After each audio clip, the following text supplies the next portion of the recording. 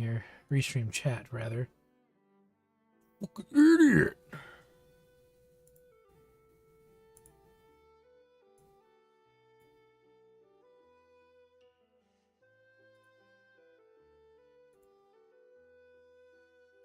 We're about to start here.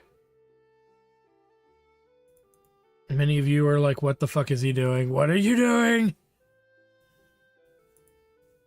Oh my god.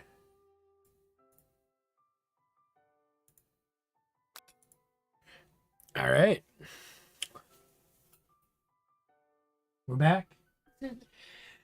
Happy Valentine's Day, bitches. Rock your cocks and grab your 11 herbs and spices. We're playing I Love You, Colonel Sanders.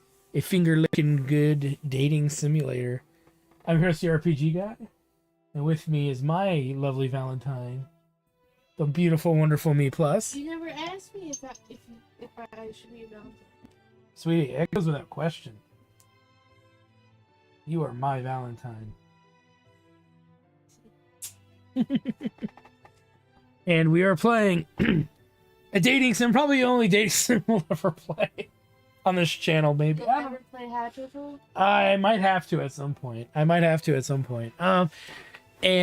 So yeah, I'm not as familiar with dating sims. I think Meeps has played a few more than I have. She nods heavily, going, "I played many a dating sim." Preaching. I will make a joke. One time I played a dating sim, then I didn't know it was an H game until I was like, got to the ending. Oh my god, was it the Naruto one? No. There was like no clue, because it was always like, somebody got it for me on Steam. And it was always suggestive, but it never actually got to, like, it never showed anything. It was just always suggestive. Then very last cutscene is like, whoa. Oh my god. Well. Did I ever tell you about my experience with Naruto dating sim? No. Fucking, so I found some weird fucking websites when I was like 9, maybe 10 years old. To play flash games on, right? Like it was just like a series of like letters and numbers. Mm-hmm. How do you like her name? I said McFuckin, that's pretty good. Oh, wait, no. Okay, keep going. I got a better one, but go ahead. And so, you know, I'd play on them, I'd play all these different flash games or whatever. And then I stumbled across one that they had that was called Naruto Dating Simulator. And I was like, I love the anime Naruto. Oh no. And it went into the darkest reaches of your mind. Well, just like the one that you played, right? Yeah. It wasn't even suggestive. It was like, you know, it was almost like an incremental game. Wow. It was an incremental game, and there's 4 endings, and all of the endings are you fucking the whoever. Oh, geez. Well, figures. I thought of a name. Ronald McDonald. Oh my god. Or, what would be a good top 10s? Who's the manager for Top 10s? Oh, I don't want to dox him, but I guess I wouldn't be doxing him if I just use his first name, right? Yeah, exactly. Well, there's only 2 locations. They'll figure out who he is. I don't know. It's free promotion, right? God, what was his name? It started with a D. Devin or something? Devon. I think that...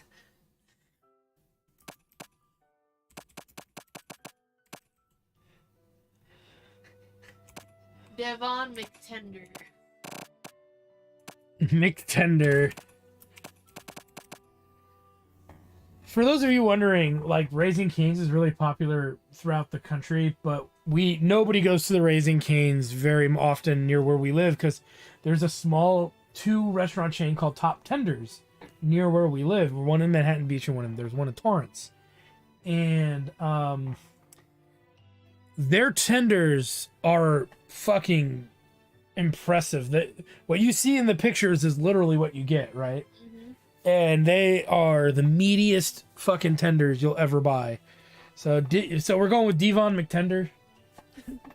McTenders. McTendies? Okay. McTendies. Devon McTendies. There we go. So let's get started on my first real dating sim experience. That's not going to lead into hopefully anything too weird. But then again, I think this was produced by KFC, wasn't it? It sounds about right. They did a bunch of weird Marketing. Shit. Yeah. Is that a K-pop band up there? That I think is supposed to be a K-pop band. We will call them the Nuggets. And this is Cluck Fu on the right there. The amazing Cluck Fu. I don't know what these are. I'm assuming this is fast forward, which we don't want, right? And then there's this, which I don't know what that is. That might be menu or log. Menu. Okay, it's a bucket of chicken, so. You softly sleep as the morning sun casts a warm glow through the window of your modest student apartment. The world is peaceful and serene. You could stay in the moment forever. Or you could wake up. No, no, no! Your first day of culinary school is no time to sleep in.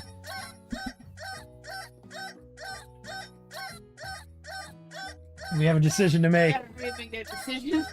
Smack that clock and up and at 'em, I guess, right? There was 3 endings. Oh, there's 3 endings. All right. Okay. Lying in bed, you stare at the ceiling, thinking about everything that awaits you at the prestigious University of Cooking School, Academy for Learning. Oh my God. Your mind begins to wander. Who will be there? What will you cook? What will you wear? Time begins to fly by, and you find your imagination getting away from you. You allow yourself to daydream a bit, thinking about the future, or you'll need to take this seriously. What should we do? Should we take our cock mastery to the most serious level humanly possible? Or All right, time to rock your cocks and grab your socks. I'd better make sure to arrive prepared for the first day. You bust through your morning checklist. Teeth equal brushed, hair equal combed, pits equal deodorized. Nothing can stop you now. You're having such a good time. You're deep frying them all. You confidently grab a biscuit, strut out the door, and head off. Of course it's a biscuit. Of course. And head off to class. Oh my God, it looks just like them. Except, yeah, it doesn't look that impressive either. Just what you need to get your blood flowing. Standing in the quad, you gaze upon the magnificent University of Cooking School Academy for Learning.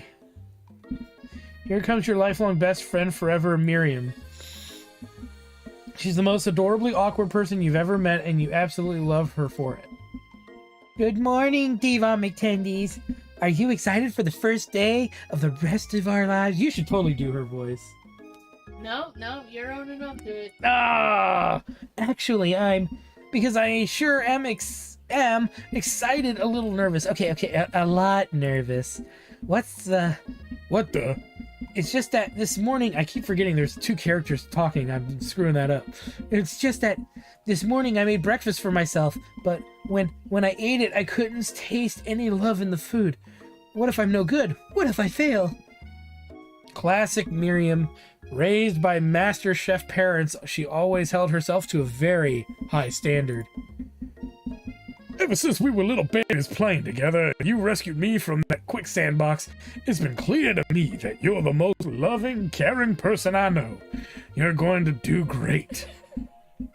But with University of Cooking School Academy of Learning's famous 3-day only semesters, I'm afraid of being left behind and never catching up. Sweetie, I think you could go to the school and do well. 3-day learning semesters. There's 3 days of school per semester. Sign me up. A sweet girl, Miriam has always had a flair for the dramatic. This summer she's got so nervous about her first kiss that she chipped a tooth practicing on a mannequin. Should you pep talk her or change the subject to give her some relief?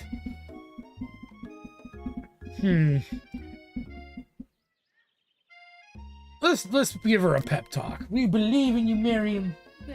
We believe. Remember last month when we saw that fortune teller and had our tarot card read? The lady with the mask who gave me nightmares? I've been trying to forget. I know she looked spooky, but she was so sweet. And she told you that you were destined for great things. Remember that card with the fancy looking tower? And that other card featuring that handsome fellow in the red suit. I've been waiting for so long to meet a handsome fellow I could call my own. And I'm sure you will soon. It's no time we'll be graduate. And you'll be delighting the world with your heartfelt cooking in no time at all. As you talk Miriam up, you can feel her nerves begin to ease. Her asshole unclenching. You know what? Maybe everything will be okay after all. And if not, at least I have these killer bangs. Can you believe I cut them myself? You can definitely believe it. They look fucking hideous. I cannot believe it. Before you can get another word out, you're rudely interrupted when someone smacks your books and custom engraved measuring spoons out of your hands and onto the ground. Hey! It's Ash. Oh, that is the most ridiculous spelling of Ashley, I think. Why is there that E in there? Yeah, it's like Ashley. Ashley. It's Ashley, your arch rival. She's totally evil, but you can't help but be filled with jealousy. She can get everything she wants, and she knows it. Hello, Ashley. Oh, no, you can do this one. Why? Well, I can't do them all. Oh, I didn't see you there, chicken shins. Damn. I leave Devon McTendy's shins alone. You leave Devon McTendy's shins alone. They are perfectly normal shins. You can't stand Ashley. Even her name is annoying. You know for a fact that it's actually Ashley, but she had to add extra letters to make herself feel better than... Darn, they got us, didn't they? Ew, look at your friend's fingers. Yeah, right here. And on the other hand, look at pinky. Why is the pinky as long as the ring finger? Many questions are to be answered. If anyone here knows what perfect shins look like, it's us. We're not going to let you or your really weird insults get to us.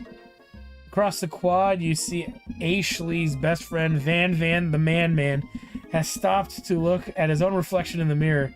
His pants are so tight you can even see him casually working out his glutes while he styles his hair. No lie, they're rocking glutes. His butt? Ugh! Oh. You rang. Oh my god. You've never been sure what their arrangement is, but as long as you've known them, Ashley and Van have been just as close as you and Miriam, but subsequently more devious. What is this, Team Popeyes here? Is that what we're witnessing, Team Popeye? Or Team McDonald's, maybe? I can't believe that University of Cooking School Academy for Learning would ever allow people like you to attend as students. I know, right? You'd think they just hand us our diplomas now. Oh, maybe hire us on as professors. You amateurs can learn a lot from us. With the first day of school about to start, there's just no time to properly tell these two off, so you resist the urge. Let's go, Miriam. See you later, losers. As you approach the door, you see a goofy-looking kid pushing hard against the window directly next to it. You get to do this one. Why me? Come on, he's got like right here. He's got your blue eyes. Oopsies. I think he's working. Yeah, there we go. You reach forward and easily pull the door open. That should do the trick. Hello. I think you mean thank you. My name is Pop. I was named after my pop. He's old. Could someone like this also be a student at the school? He must be one heck of a chef. Also, his name tag clearly says Bob, but I guess he's reading it upside down? Hi, Pop. I'm Devon McTendy. So, are you gonna make me hold this door all day? Nope. And with that, the young man walks into the building ahead of you. Is it me or is he kinda cute? I think it's just you. You both shrug your shoulders before following him into the building. You stand? Oh my god, why is chicken on there? Just why? Who the hell is that? Oh god, he's creepily watching us. You stand at the edge of the room, unsure where to sit. The other students wander in and keep themselves busy chit-chatting. A scruffy-looking pooch takes his place at the podium at the front of the class. Adorable! You voice Sprinkles now. Sprinkles? Yes. Now. Quiet down, everyone. Who is this unreasonably cute pup and why is he in our culinary class? You must be Sprinkles, head instructor and CEO of UCSAL. Well, that would be why the semesters are 3 days. Maybe that's 16 weeks to a dog. Oh. It's your turn. I know, that caught me off guard. Please, call me Professor Dog. I may be cute and little and fluffy, but I still demand respect. Woof. What? A cute dog is our professor? This is the best school ever! I guess only a dog's nose is capable of picking up all the nuances of fine dining. Out of nowhere, we begin to rush around you as a... Oh, out of nowhere, wind begins to rush around you as a swirl of cherry blossom petals fill the air inside the classroom. Actually, someone close the window. And then he walks in. You're immediately swept up in the aura of this new student and his remarkable goatee. Who knew anyone could be so handsome? Time stands still. It's him, it's... If it isn't my favorite student, Harlan. Oh no, that's actually Harlan Sanders, I think is his real name. Isn't that kind of awkward? It's very awkward, Harlan. He's rolling in his fucking grave right now. I'll tell you that. I know. Colonel Sanders interrupts Sprinkles. Sorry, Professor Dog, before he can finish his sentence. Please call me Colonel. Colonel Sanders. A hush murmured. Hey, Aaron. Uh-oh, Aaron's arrived to this catastrophe of gaming history. A hushed murmur rolls through the classroom as Colonel Sanders walks down the aisle of desks. Suddenly, the room is sweltering. Sweat begins to bead across your brow. You feel like everyone is looking at you, and you're not entirely wrong. And this over here must be Sweaty Sweats a lot. Maybe we should open that window back up before Faucet Pits melts into a puddle and evaporates entirely. Hold on just a second. Nobody talks to my friend like that. You two both know my... Oh, nope, sorry. You two both know my name. We were in the same... We were in the same kindergarten class. And what is with all your really weird insults? Besides, when Devon McTendy sweats, it's not gross, it's beautiful. Look at that shimmer. I guess I don't have a choice, right? We'll clean ourselves up. It's a good thing you didn't forget about that deodorant this morning. This classroom is hot, hot, hot. Professor Dog steps in to settle the class down and set some ground rules.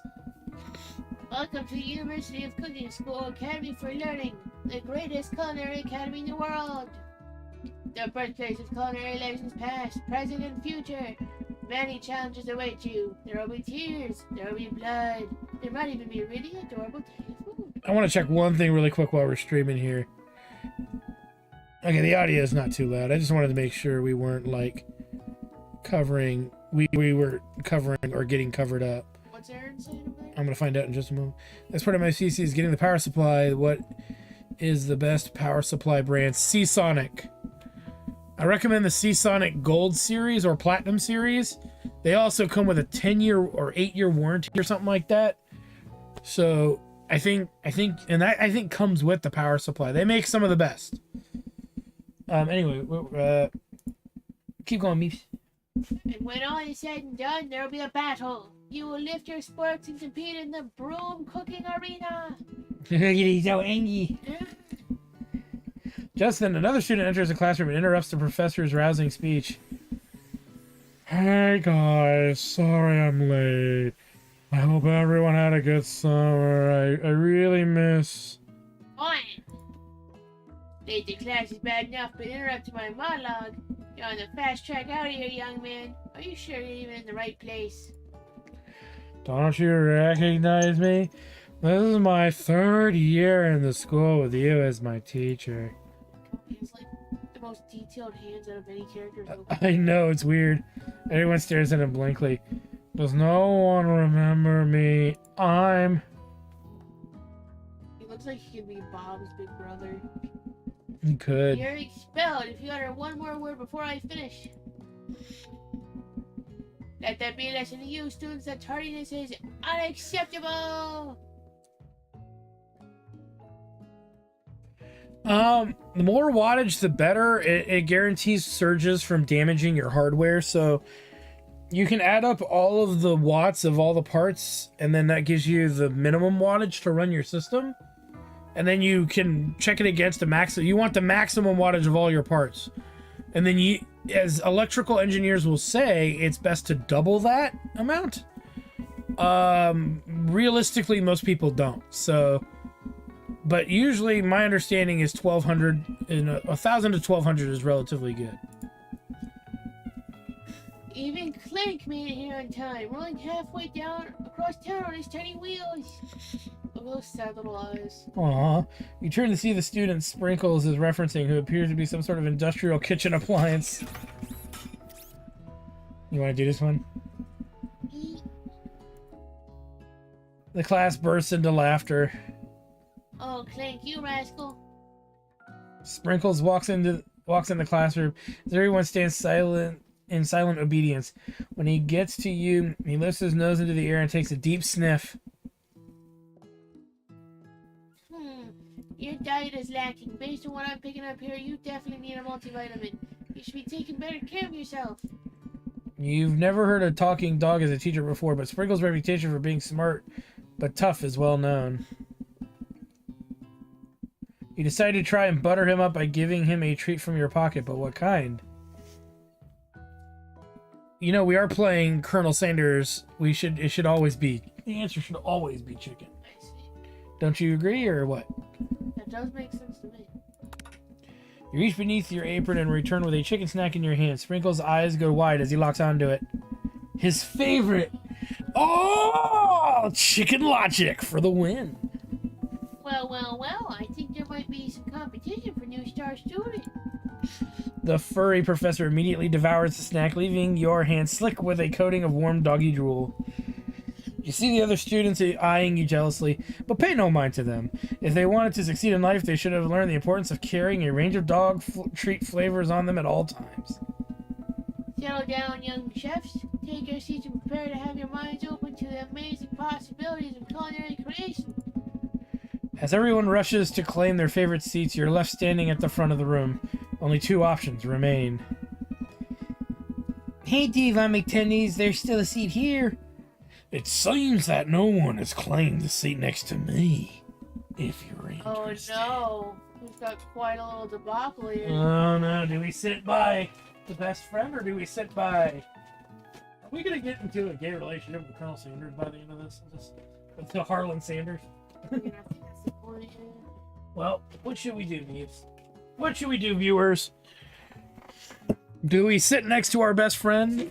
Or do we sit next to the legend, the man, the myth, the legend, the deep fryer of the Deep South, the Colonel himself? I mean, there's no other way you're gonna get all those herbs and spices on your fingers. That's very true. And then if we get those 11 herbs, and I think it's 11, 13, or 11 herbs and spices?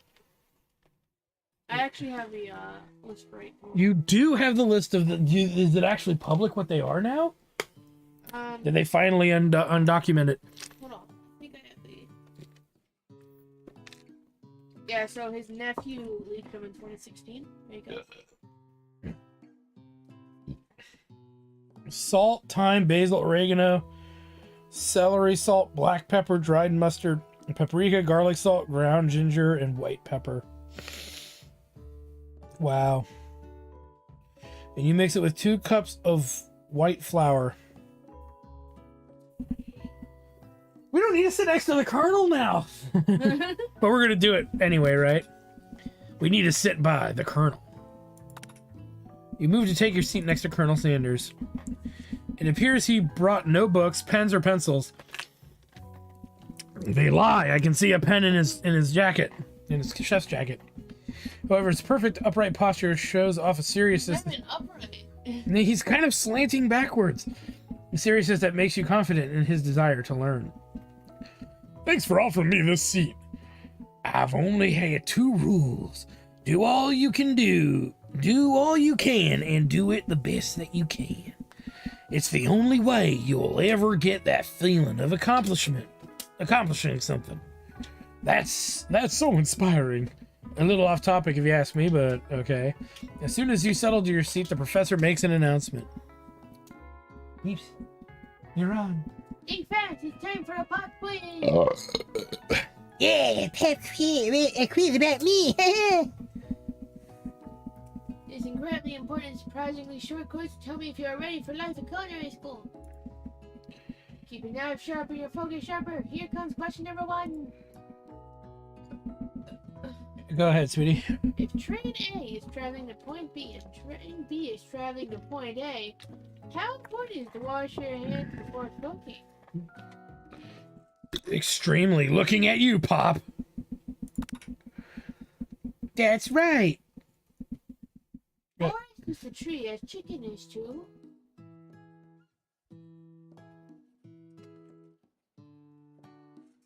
Feather. That's right. What is the most efficient eating utensil ever created? A spark. That's right. What food is best for a broken heart? A pancake that looks like a silly face. Camel meat. Anything as long as prepared with love and not too much salt. That's right. I would want camel meat personally. And Sprinkle is a good boy. He's a talking dog that teaches at culinary school. He is the best boy. That's right. Teacher's pet. What can I say? Wait, wow. The pet.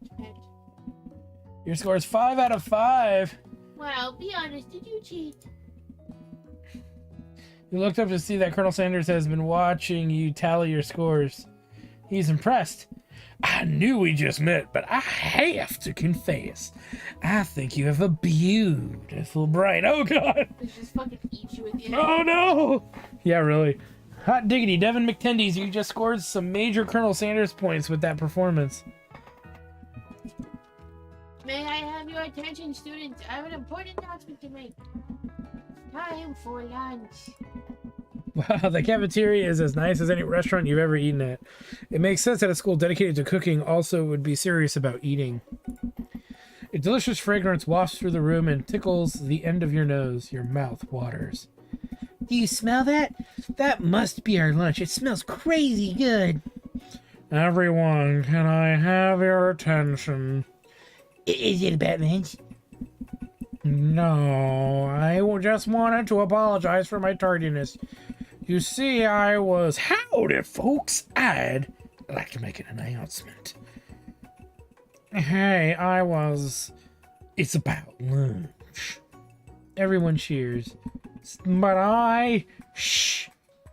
Lunch. She said shush. In honor of the new semester, prepare something special to share with everyone for lunch. That must be the smell I smelled. Indeed, that smell. You hold your breath waiting to see what food this mysterious student has created. You've heard that he's very talented, but could the rumors be true? I'd like to point out, the sign back there says 2015, which I guess is when this game came out. And the recipe was leaked in 2016, which means this guy's nephew saw this shit and was, alright, whatever. They don't care anymore, yeah. You found a Crusader with 1500 watts. I still recommend Seasonic. I don't know if that's what they're calling them now, but just Seasonic, EVGA are both pretty good. Is this? Colonel Sanders lifts a large bucket above his head. Its contents glimmer in the light. Piled high are huge pieces of chicken breaded and fried into a crispy golden finish. The aroma envelops you, and you begin to feel warm and safe. And the Beatus is knocking at your door. That was good. Colonel Sanders has filled a bucket with chicken? What a novel concept. Your stomach begins to grumble as if to say, stop thinking and start eating. For years, I have been developing a secret recipe for the perfect fried chicken. By my calculation, nothing less than 11 herbs and spices are required to achieve the perfect balance of flavors. You look around and notice that every other student has a pen and paper and is scribbling notes as fast as they can. But that's all I'll say about that. What, you think we want your stupid secret recipe, dude? No. Nah, my dude. Nah. I'm just, drafting a last will and testament in case, one of those ingredients is, poison. Got him! He looks around nervously to see if anyone else is laughing at his sick burn. You wait to see the zinger Ashley has prepared to follow up, but she suddenly takes a different approach. Could you imagine, like, to be this dude's nephew and things? Imagine if you saw a dating sim where they sexified Richard. That would be really creepy. That would be insanely creepy. Oh, you got yourself slow down. Oh. Yeah, and I was just like writing in my diary. Dear diary, today I smelled something beautiful. I knew a devil with only the hand of a true gentleman could fry chicken so tender.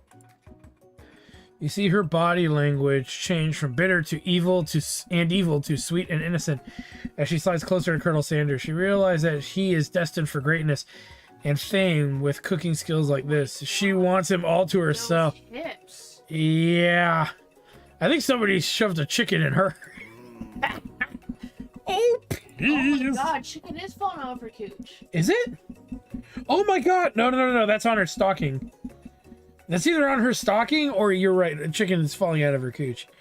Right below where it says, well, Van, yeah. Well, Van, the man, if you don't want any. I'll take his. Hold on. I mean, I guess I'll try it. He takes one bite and his eyes grow. Excuse me. His eyes grow wide. He starts contorting his face as he tries to hold in his pure exhilaration and act unimpressed. Easy now. There's enough for everyone. Please, my fellow classmates, dig in.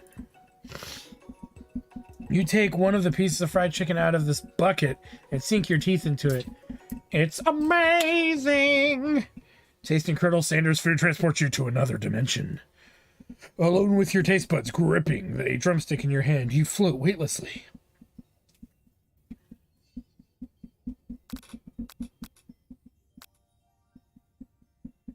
Swim towards the light. Oh god, do we just die? Let's see. Focus your mind and meditate on this moment. Try to identify every flavor. Swim towards the light or savor the moment and everything that it tells you about Colonel Sanders' culinary art. We want to beat Colonel, right? So we're going to try to identify every flavor. What do you think, Meeps? You want to beat him? I don't know. I don't really know. You're painful. I don't know. I don't know what to do. Swim towards the light just seems goofy. Focus your mind and meditate on this moment. Yeah, sure, coming up. That one? You let the food rest in your mouth and focus on it, scrutinizing every flavor. Salt, maybe. Pepper, too obvious. We found it was white pepper. Oregano, basil, maybe, but there's something else. Something dark, something spicy. You dig deeper. Deeper. Deeper. Hey, Griff. He's got a bucket of chicken. All right, you're already prepped then, man. Yes, even deeper still until you find it. Could it be... Oh, they blanked it out? He really did it out of interest to use celery salt? Yeah, I guess. Scout TF2, Scout TF2. I guess, yeah. You try to go even deep. So is he suggesting that the chicken's made out of Scout from Team Fortress 2? Well, that's possible. You try to go even deeper into the sea of flavors, but this revelation alone is more than you can handle. You snap out of it and realize that this information was meant to remain a secret, and yet Now you know. The mantle of responsibility now rests upon your shoulders. As you look around, you realize that everyone in the room is consumed by the lunch. No one noticed that you've traveled through space and time. After tasting his food, you try to get some one-on-one time with Colonel Sanders. You approach Colonel Sanders. Colonel Sanders smiles ever so softly as you approach. He stops what he's doing and allows you to break the silence. Colonel, I wondered if I could talk to you for a second. Anything for a fellow chef. What exactly was on that chicken? How bold to come out and ask. Oh my god, he's got a stab with a chicken on it. That pose. Oh no. It's an idea I had for a new combination. It's an idea I had for a new combination of flavors that will make me my fortune and establish my legacy for all time as I open a chain of highly successful fried chicken restaurants. No big deal. Oh, we know Colonel Sanders. Everybody kind of knows Colonel Sanders hated and despised KFC after they bought him out and he left. Yeah. Like he went into one and said the mashed potatoes were like glue or something. Yeah. Or concrete. And then KFC, the corporation, tried to sue him for saying that. And they don't really follow his recipe at all anymore. Oh yeah. We're all on board with the Colonel Sanders history. It's that you and me here talking. It's just you and me here talking. I can't keep a secret. In fact, I've got some of my own that I'd be willing to trade.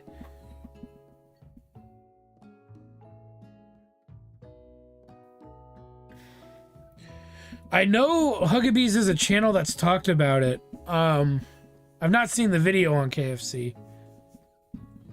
But I do know that, like, a lot of people have seen the interview and know that Colonel Sanders disavowed KFC a couple of years, I think, after he sold it. Pretty much as a franchise, but I mean, once you sell it, they can do whatever they want. It's kind of how the McDonald's brothers got screwed out of McDonald's. What's the rush?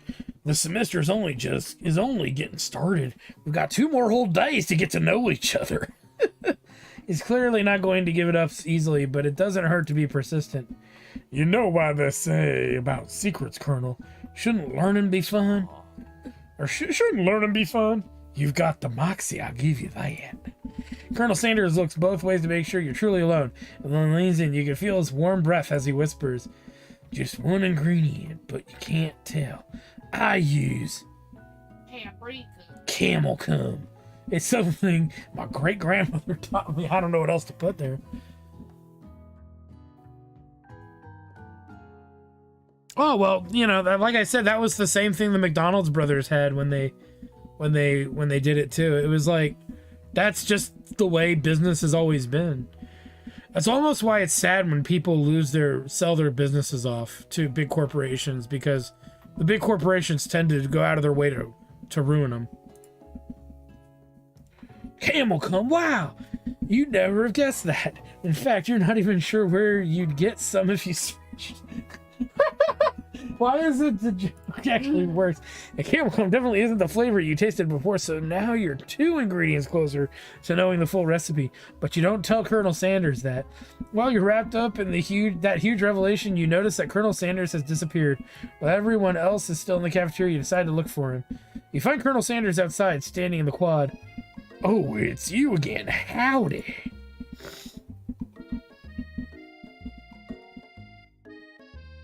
Yeah, I don't really eat KFC anymore either. I haven't had KFC in a couple of years.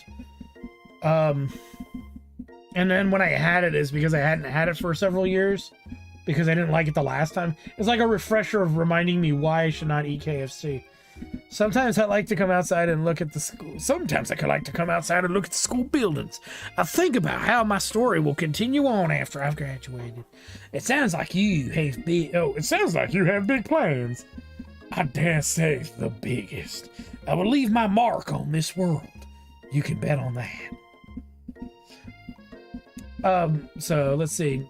Alone together for the first time, you figure now is a perfect moment to show your personality and be modest but thoughtful.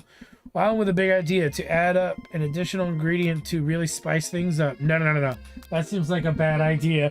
You don't fuck with the Colonel's recipe. Nag him to show your own strength. Maybe be modest but thoughtful. Yeah.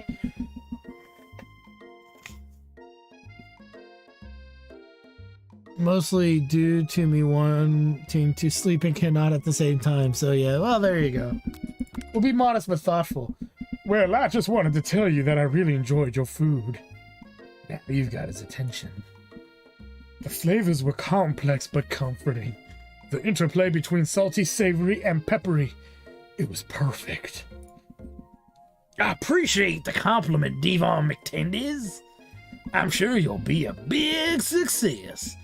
I know we've only met today, but I'm starting to get the same feeling about you. We should head back inside. The next lesson starts soon. You step into a massive cooking arena where the afternoon lesson will take place. Each student gets an oven and all the tools and ingredients they could need. Miriam. Look at this place. It's magnificent. Finally, we get to show our stuff. Wait a second. Oh no. We have to show our stuff. What if I totally blow it? You're not gonna blow anything, except maybe kisses to the crowd of fans. You're gonna earn with your signature adorable tiny food creations. Welcome, students, to the cooking arena. Meh. For today's lesson, we'll be cooking with partners. Hurry up and pair off.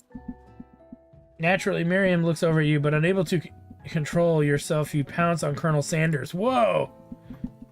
Hey, Colonel, would you like to tackle this lesson as a team? A team of two, that is, me and you, if that wasn't clear. Want to be my partner? Sure, Devon McTendies. I'll prepare our station. Without you as a partner, Miriam is left standing alone, all alone. Two different students quickly take notice. Hello, new partner.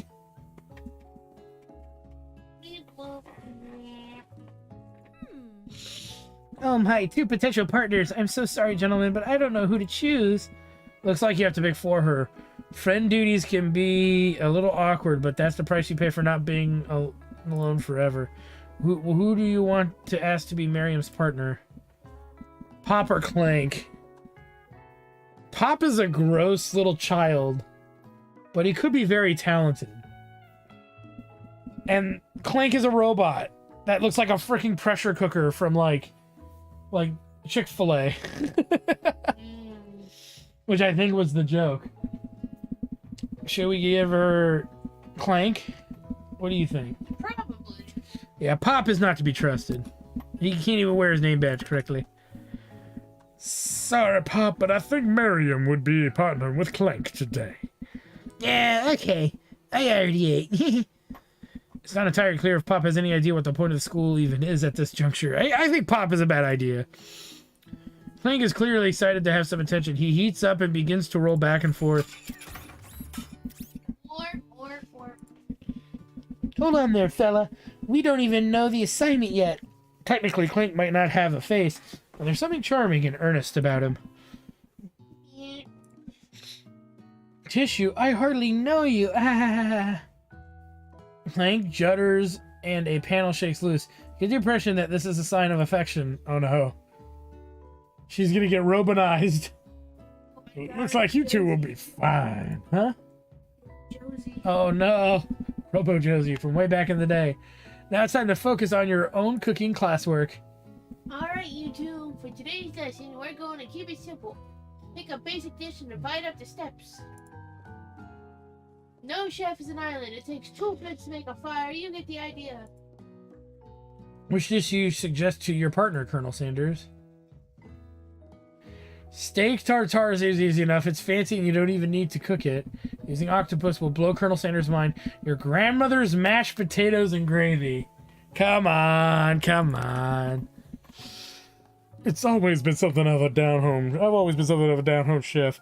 I was thinking we could make something warm and fire. Comforting. Maybe mashed potatoes. And gravy. I didn't imagine one without the other. Colonel Sanders casts a coy look at you, causing your whole face to go beet red. Embarrassed, you quickly turn away. I get the potatoes. No, please, let me. Picking perfect produce is a passion of mine. Go ahead, Meeps. Looks like things are getting pretty fresh around here. Does someone have a crush on Colonel Sanders? We're just cooking partners. Mind your own business. Sanders' heart is my business, and you'd better keep your fingers off of my man. Did someone call for me? No, geez, Van Van, while I'll be here crushing Devon McTenny's dream, you're supposed to be taking care of our classwork. That was the deal, remember? Colonel Sanders returns arms full of peeled potatoes. He tosses them into the boiling water and turns attention to you and your old friends. So how did that, Ashley, Van Van? Oh, we were. I can never get my voices right. Are we working in a quartet instead of a duet now? Actually, no. It looks like Devon McTenny was struggling, so we offered to give them a hand.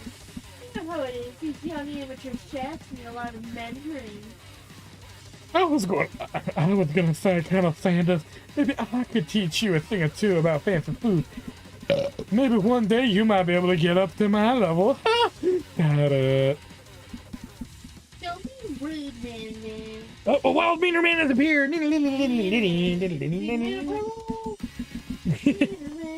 Beaner man of Hyrule. Personally, I have no doubts whatsoever. Oh, that's you. Personally, I have no doubts whatsoever about Colonel Sanders' really constitution worthy of admiration. After all, your fortune is quite spectacular. Go ahead, sweetie. But Colonel, if you ask me, I might make a better partner for you than this thing that's positioned itself at your station. Don't you feel deep down that we cast complementary shadows? We fit together like a fine and drumstick. It just makes sense. Nothing about this makes any sense, but one thing is clear. She's coming for the Colonel if you don't watch out. Aishley is really going at you hard. You need to ask for some backup here before things get ugly. Beater man says hello, hello. If you turn to Sanders, right? I don't know. You'd be fun to I guess we do, don't we? Does it mean like this pose of Colonel Sanders remind you of Scotty? a little bit. He's got like bright eyes like Scotty. Yeah. So turn to Colonel Sanders, hunk of hunks in your time of need. I'm here to learn and to express myself via cuisine, not pickle with prima donnas. Partners were chosen at the beginning of class, so let's all respect the format, okay? You turn to Colonel Sanders to confirm that you're on the same page. I choose Colonel Sanders, and Colonel Sanders chose me. Isn't that right? A businessman respects all fair agreements, from contracts to handshakes. I took on Devon McTendies as my partner for this activity, and I stand by it. Based on your team's behavior, I'd say you're perfect for each other. Neither of you has Devon McTendies' natural talent or the loyalty. Being defended by Colonel Sanders leaves you feeling proud and full of potential. You look for Sprinkles in hopes that he might step in, but he's nowhere to be found. Darn those cute corgis and their short but sturdy nature. You look down at your station and realize that, in the tension of the moment, your hands have been cooking on autopilot. Distracted by your drama, you've already crushed the boiled potatoes into a perfectly creamy mash texture, with plenty of butter and cream for flavor. It's as if your natural passion guided you through the steps you know so well while your attention was elsewhere. I know just what to do. Colonel Sanders extends his hand. He's holding a beautiful white porcelain gravy boat, out of which pours a smooth, brown gravy, smothering your nearly finished potato dish. Gravy flows down the mound of mashed potatoes. The results look spectacular. Granny would be wet. The amount of detail they put into this, Jesus fucking Christ. Yeah, I know. Colonel Sanders holds a spork out to you. You reach out and grab hold of it, but he doesn't immediately let go. The two of you stand holding the same spork. In that small moment, all of the madness and pressure in this crazy world stops. Your eyes lock. The moment is electric. Time stands still. If you love something, set it free. Together, you dig the utensils into the mashed potatoes and lift a heaping sporkful up. When you see Ashley with a sinister look, you know she's plotting against you to be with Colonel Sanders. And then, filled with rage and without thinking, you fling the sporkful of mashed potatoes right into Ashley's stupid, beautiful, wide-booted face. Man, do something. Scooping up a fingerful, Van tastes the dripping mashed potatoes and gravy and realizes that it's delicious. Horrified by this revelation, he slinks away. Will he ever be able to cook something with so much love and integrity? Hold on right there, Devin McKenzie. You do not waste food in the broom cooking arena. Colonel Sanders, I expect better from you. If you throw one more spoonful, you both better be prepared to eat it from whatever it lands. Can I have potato cake? Van rushed back over, Oh my a covered God. dish in his hand. That hand. Holy crap! Mashed potatoes with gravy. Pathetic. In just a few minutes, I prepared a full meal, gazed upon my speciality, braised tentacle of octopus in my silky saltwater sauce, plated on a battle axe forged by my supreme chef That ancestors. sounds pretty fucking good, not gonna lie. Holy shit. It does look pretty good. You've ignored me for too long. This ends now.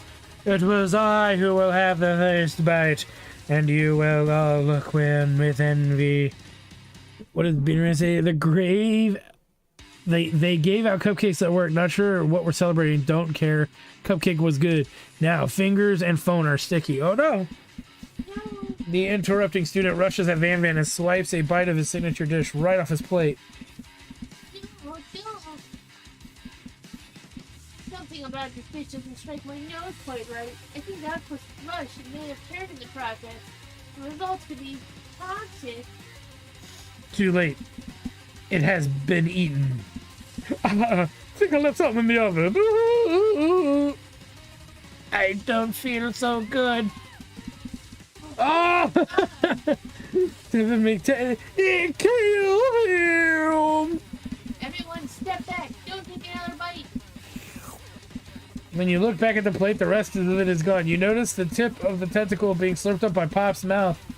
Pops winces in pain for just a moment, then almost immediately back to his oblivious self. Tastes like poison. Oh my god. The entire class has gathered to watch Pop's final moments. Shock has frozen the whole crowd. They are as motionless as statues. The class bell rings, disrupted the moment, and snapped everyone back to reality. It would appear that Pop's enthusiasm for trying new things, despite obvious danger, has inoculated him against poisons of all kinds. I'm not sure the professor is here making enough money. Hello. I just turned into a ghost over here. Seeing that you're shaken up by that really annoying student and all of his nonsense, Colonel Sanders approaches you. Well, hey, remember, Beaner Man, this game is a finger-licking good romantic adventure, right? I'm sorry you had to go through that. Please, let me walk you home. What? Like for real? Oh, come on. You follow Colonel Sanders out of the room. At night, the school building has taken another vibe entirely. It's dark, and more than a little spooky. Colonel Sanders, standing in the quad's neon glow, Colonel Sanders stands in the quad's neon glow and speaks softly. Those mashed potatoes you made in class today? Before you go on, I want you to know they're not a great representation of my skills. I didn't even realize I was making them. They were amazing. Tasting them, it reminded me why I became so passionate about food to begin with. Colonel Sanders is getting choked up. Cooking is obviously important to him in a way that you find inspiring. Now might be the perfect time to tell him you're developing feelings for him. Colonel Sanders. Yes, Devon McTanders. There's something I need to tell you. Hold it right there. There's something I need to tell you first. Oh, jeez. You see, when I was just a boy, I had a dream, and one day I would be the greatest chef in the world has ever seen. And every day since, I've been working toward that dream, day and night, never stopping, never resting. Also, lifting a lot of weights, like so many ways. We should follow our dreams with all of our hearts, that our souls may grant them like wishes, floating on the shooting star. Hey, no, you. Shut up! Vegeta? Whoa! Vegeta!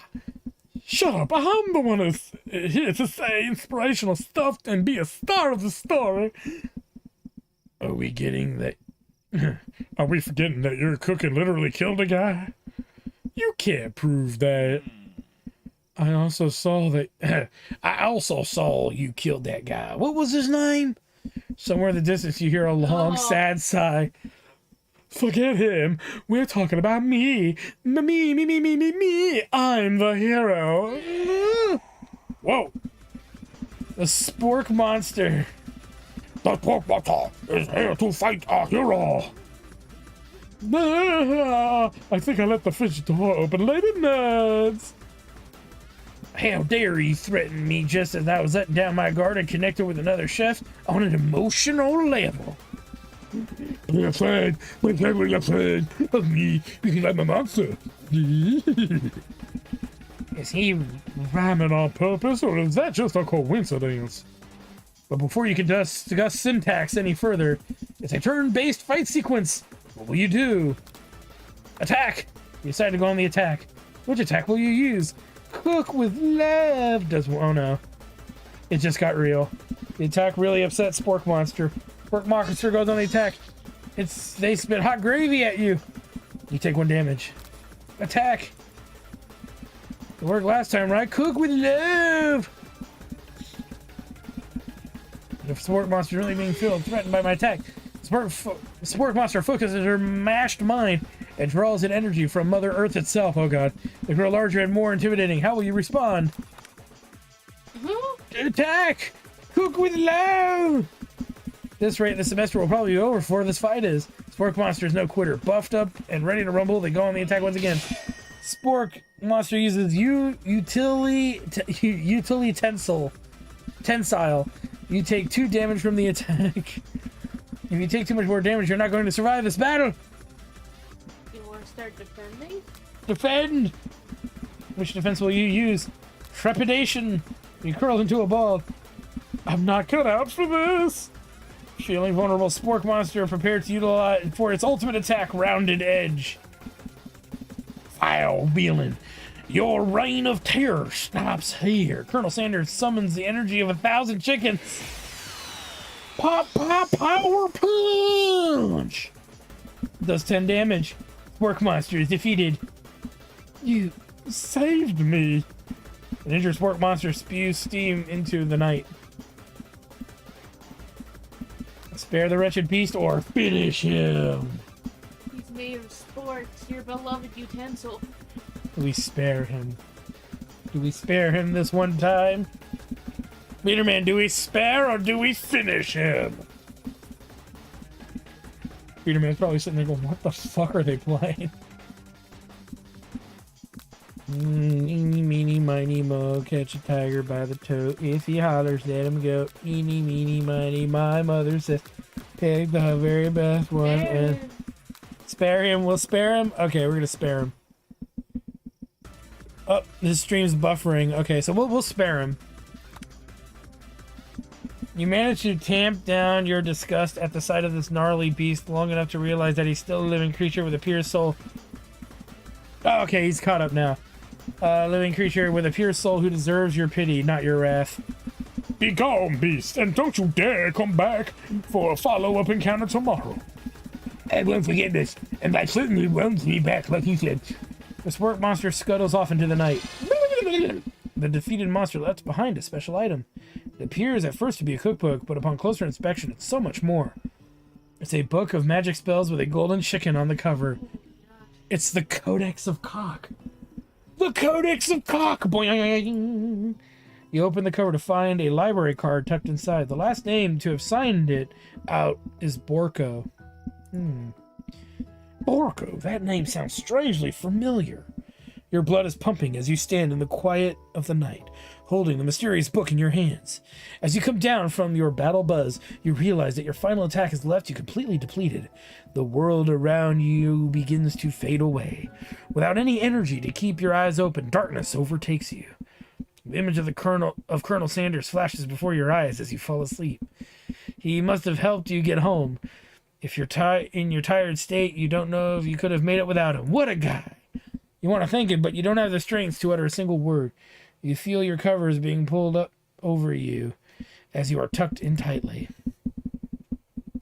Good night, my Colonel. Oh, God. In your dream, you're together with Colonel Sanders. For some reason, Sprinkles is also there, instructing your love dreams are weird. Oh. There's the guy who's the dead guy. You awake on day 2 and attempt to process the wild vision you had. Were they memories or premonitions? You lie in bed and stare at the ceiling, thinking about the secret you discovered while tasting Colonel Sanders' cooking yesterday. You can't believe he really used camel cum. And then there was that secret ingredient that Colonel Sanders went ahead and told you outright. Not much of a secret, huh? It's probably just because he already trusts you so much. Sure, that makes sense. We'll go with that. You meet up with your bestie in front of the school. Before you can tell her about the encounter with the spork monster, she launches into a story of her own. Okay, I know this might sound a little strange, but I think we might be, I think I might like Clank. Like him? Like, robosexual like him? I know it sounds like it's moving too fast, but there's something about him. I like him, like him. I got to talking after class, and he's actually a totally sweet guy. Not only that, but he's really smart. He told me all kinds of stories about Colonel Sanders. Did you know that Colonel Sanders was the most popular kid in high school? No, but that does make complete sense. Yeah, but he was so popular that he was voted prom king at the school he didn't even go to, and was also the convertible that he himself rode in at the front of the homecoming parade. Wait, what? He was the convertible? He was a convertible that he himself rode. So he's a transformer? Yeah. I'm thinking maybe something got lost in the pressure cooker language translation there. Either way, maybe it's best if you took it slow with this new boy, like I am with Colonel Sanders. You and Colonel Sanders, the coolest guy in school, the most famous student to ever attend University of Cooking School Academy for Learning. You're a thing now? We're definitely connected yesterday. Sure you did. You're great. Why wouldn't he be into you, I guess? Laughing at the implication that you and Colonel Sanders might be a thing is definitely not cool. You are great. You have an idea about how to prove that your love is real. Well, if he's not into me, then why did he tell me one of his secret ingredients? But you didn't tell her that you know the second ingredient, too, which you discovered on your own. Your bestie's eyes light up. It's a secret ingredient. Oh, take care, Meaner Man. Have a good job. Have a good time at work. Remember, you're helping the Colonel live. Right? He does process chicken for a living. A secret ingredient? A secret ingredient? Yeah, I just said that. A secret ingredient. Is there a dramatic echo in here? Miriam checks to make sure you're alone before continuing. So this summer, while I was on vacation with my family, a lovely man approached me in the botanical garden where I was wandering. And he says, all right, guys, gonna back. Keep your buttholes tight, everyone, except you, Colonel Sanders. This can't be good. Whoops.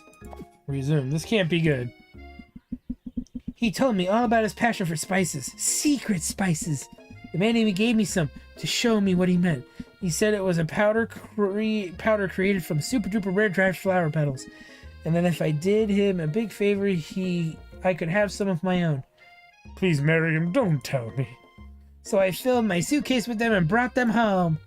He was so nice, he even met me at the gate when I arrived. Later, when I cooked with him, a very strange feeling came over me, and the flavor was unlike anything I'd ever tasted. Weed? I think it was weed. I think you're being very liberal with the meaning of spices here. Whatever. Anyhow, we both shared an interest in cooking, so we stayed in touch, you know, like pen pals. I bet he would love to know more about new spices. Well, I'm definitely not supposed to share Colonel Sanders' secret recipe, and besides, I only know the one ingredient, so I doubt it'd be much use to anyone. Please, please, please. It would mean the world to me. No one has to know it came from you or from Colonel Sanders. What do you think? Should you protect Colonel Sanders' secret or share it with your bestie? Yeah, make up fake ingredient. You quickly think of a fake ingredient name. I don't know. How about... It was Eye of Newt. I know, sounds like some kind of witch's potion, but what can you do? Eye of Newt. Wow.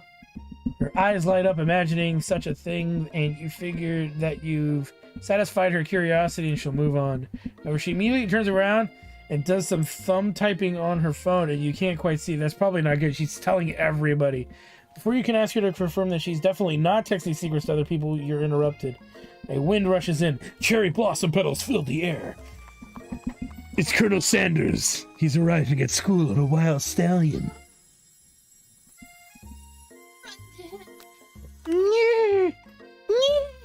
You decide that the best way to show Miriam how serious you and Colonel Sanders are would be to run to him. Surely he'll sweep you onto the back of his white stallion and you'll ride away together. That'll show her good. Oh, Colonel, my Colonel.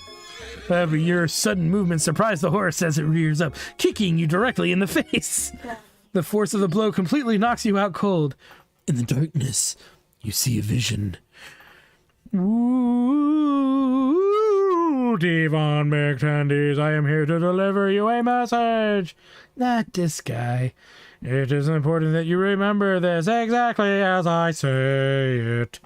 If you forget, the world could end, so you know it's serious. Have you been trapped in a realm beyond?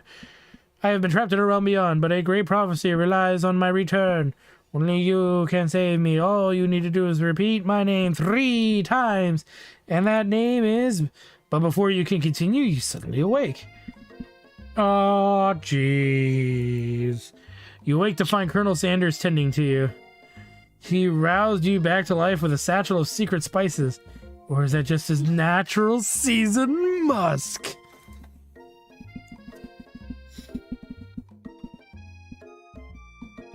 Compliment the horseshoes. Maybe he shouldn't be riding a horse to school, and maybe you shouldn't be running up to animals you don't know.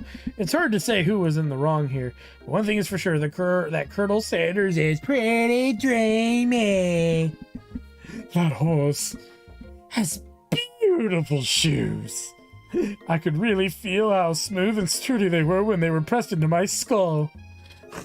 I'm just gonna improvise a little bit. That's nice to hear. No one truly appreciates good craftsmanship anymore. And with that, Colonel Sanders disappears into the school, leaving you and Miriam to follow. When you enter the classroom, you can see your 2 rivals, Ashley and Van are doing something bad. But the way they're hiding, you know it must be really bad. Like counterfeiting recipes bad, experimenting with restricted ingredients bad, summoning a demon bad. You try and get a peek over Van's hulking shoulder, but he sees you coming. Whoa there, little one. I'm not sure you're ready to handle this. Why don't... Okay, that's you. Why don't you make like a bee and mind your own wax, honey? Wow, what a fucking bird. Tell them to stop acting immature or act like you're not interested in them and really try to get a closer look.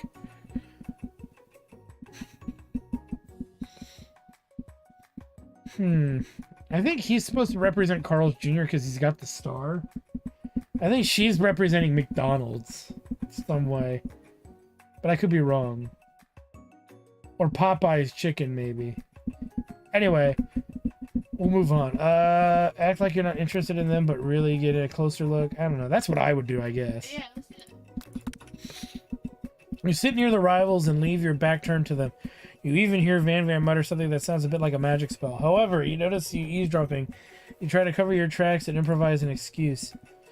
It's time for class, and you're distracting the rest of us who want to learn. Now you've upset them.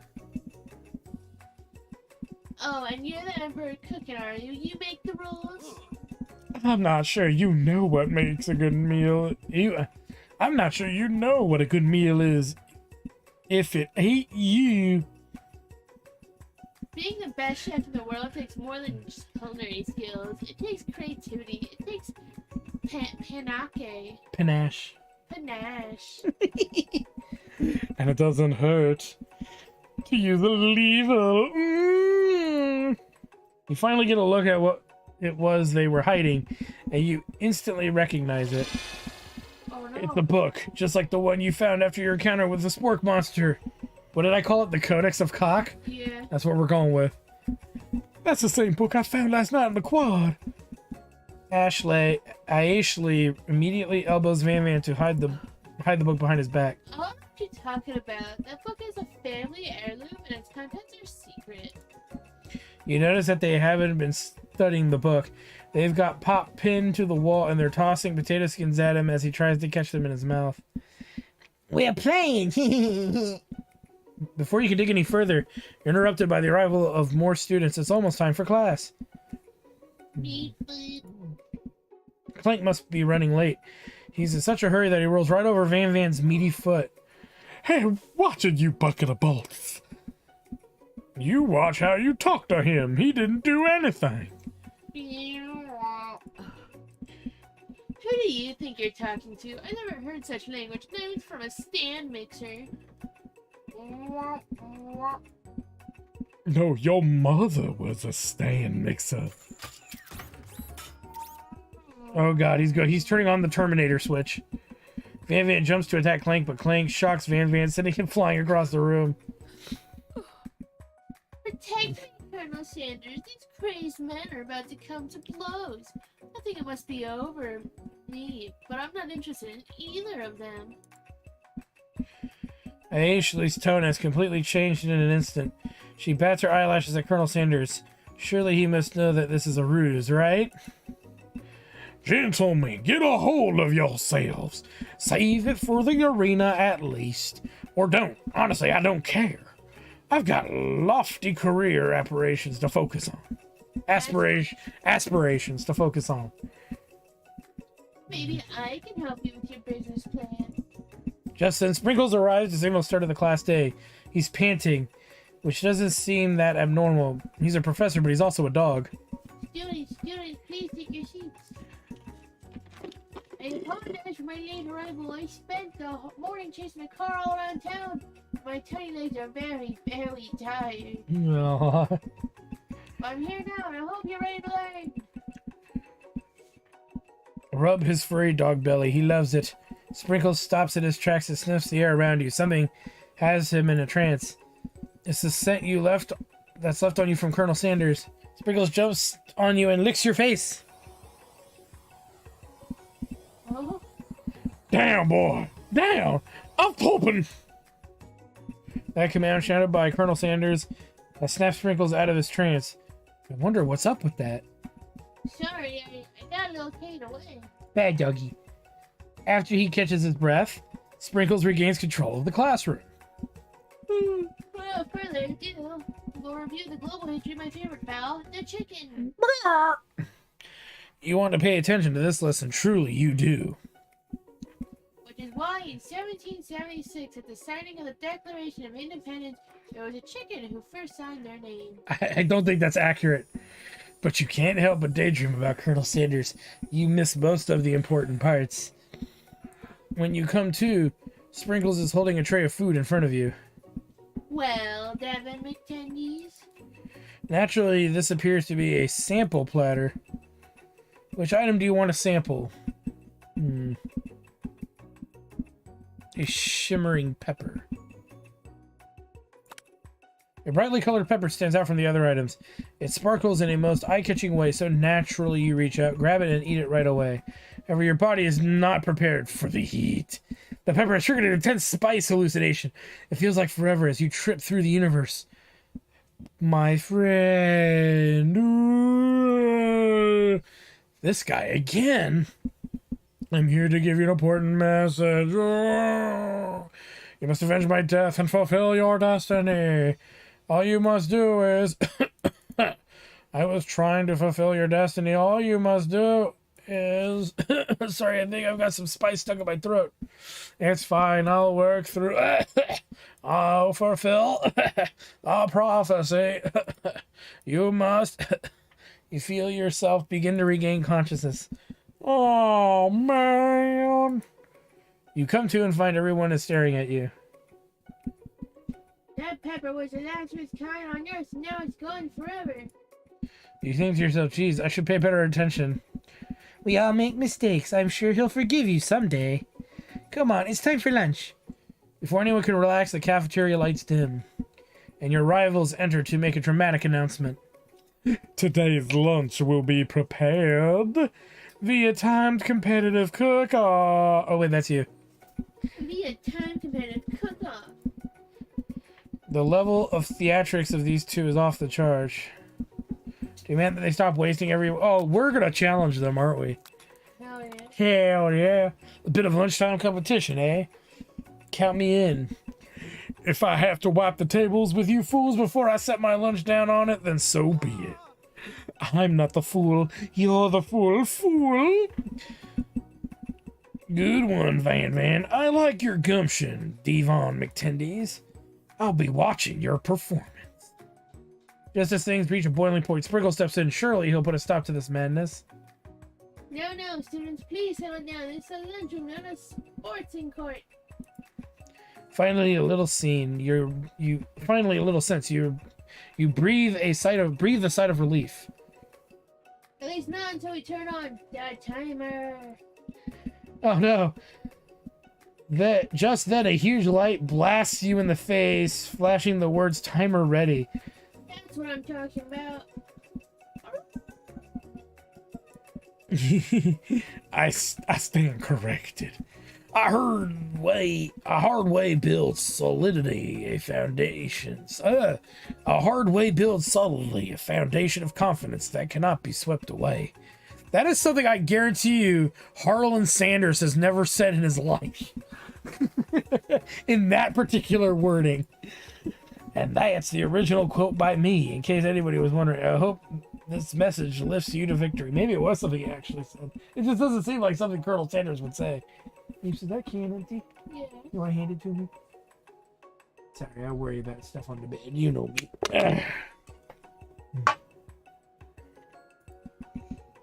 Like a diamond, I was formed under pressure. Now is my chance to shine. Meaning she was a piece of coal before it. I'm a piece of shit. That too. I will defeat you myself. You had his chicken and you made mashed potatoes and gravy on one day. And you're feeling like you can really impress him again here. It's time to boil some water for the potatoes.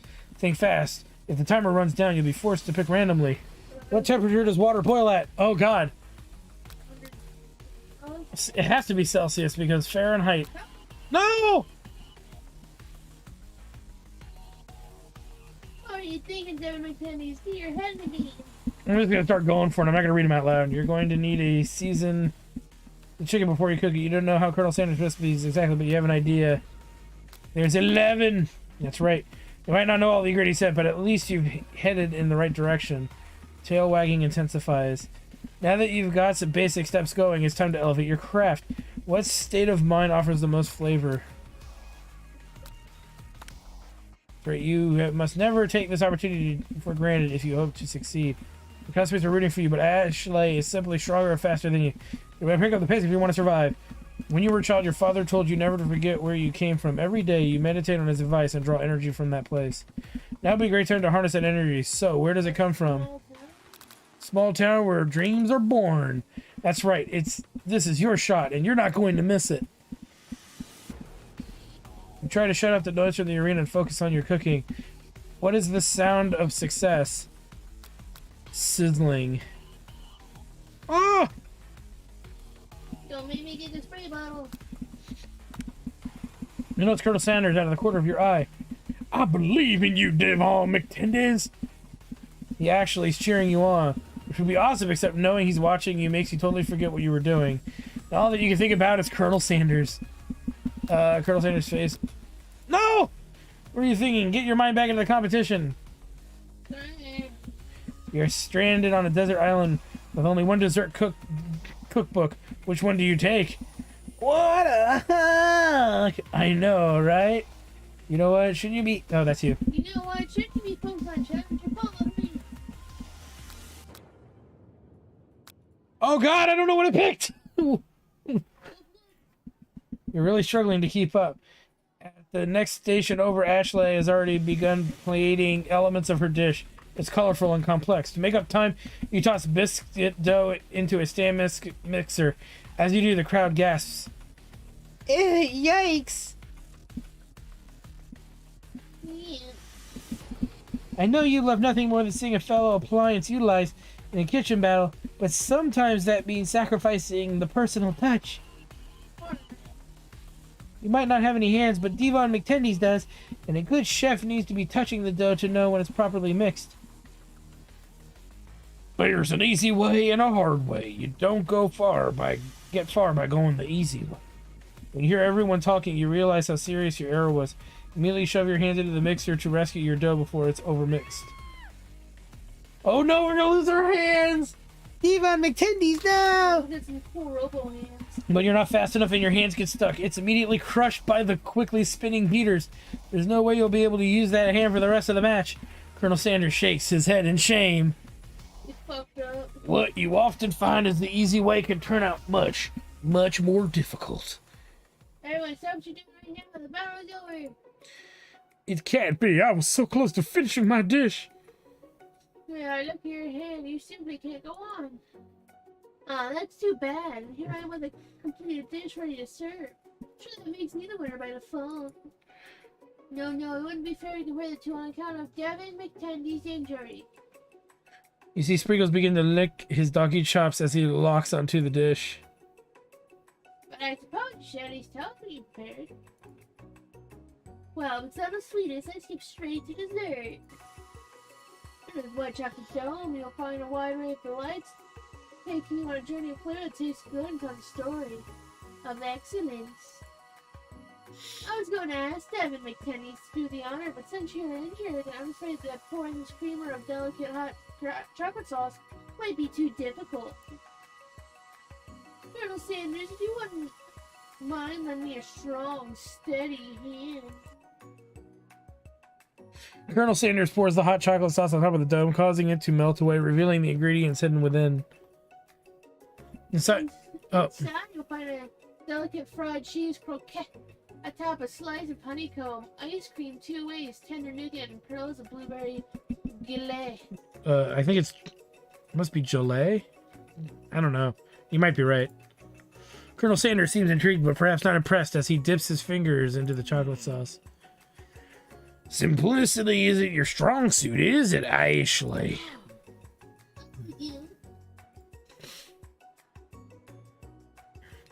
As he places a sauce-covered finger to his lips, Ashley leans over and whispers something into his ear. A dab of sauce sticks to his mustache. Do we internalize the rage, or do we put ourselves between Colonel Sanders and Ashley?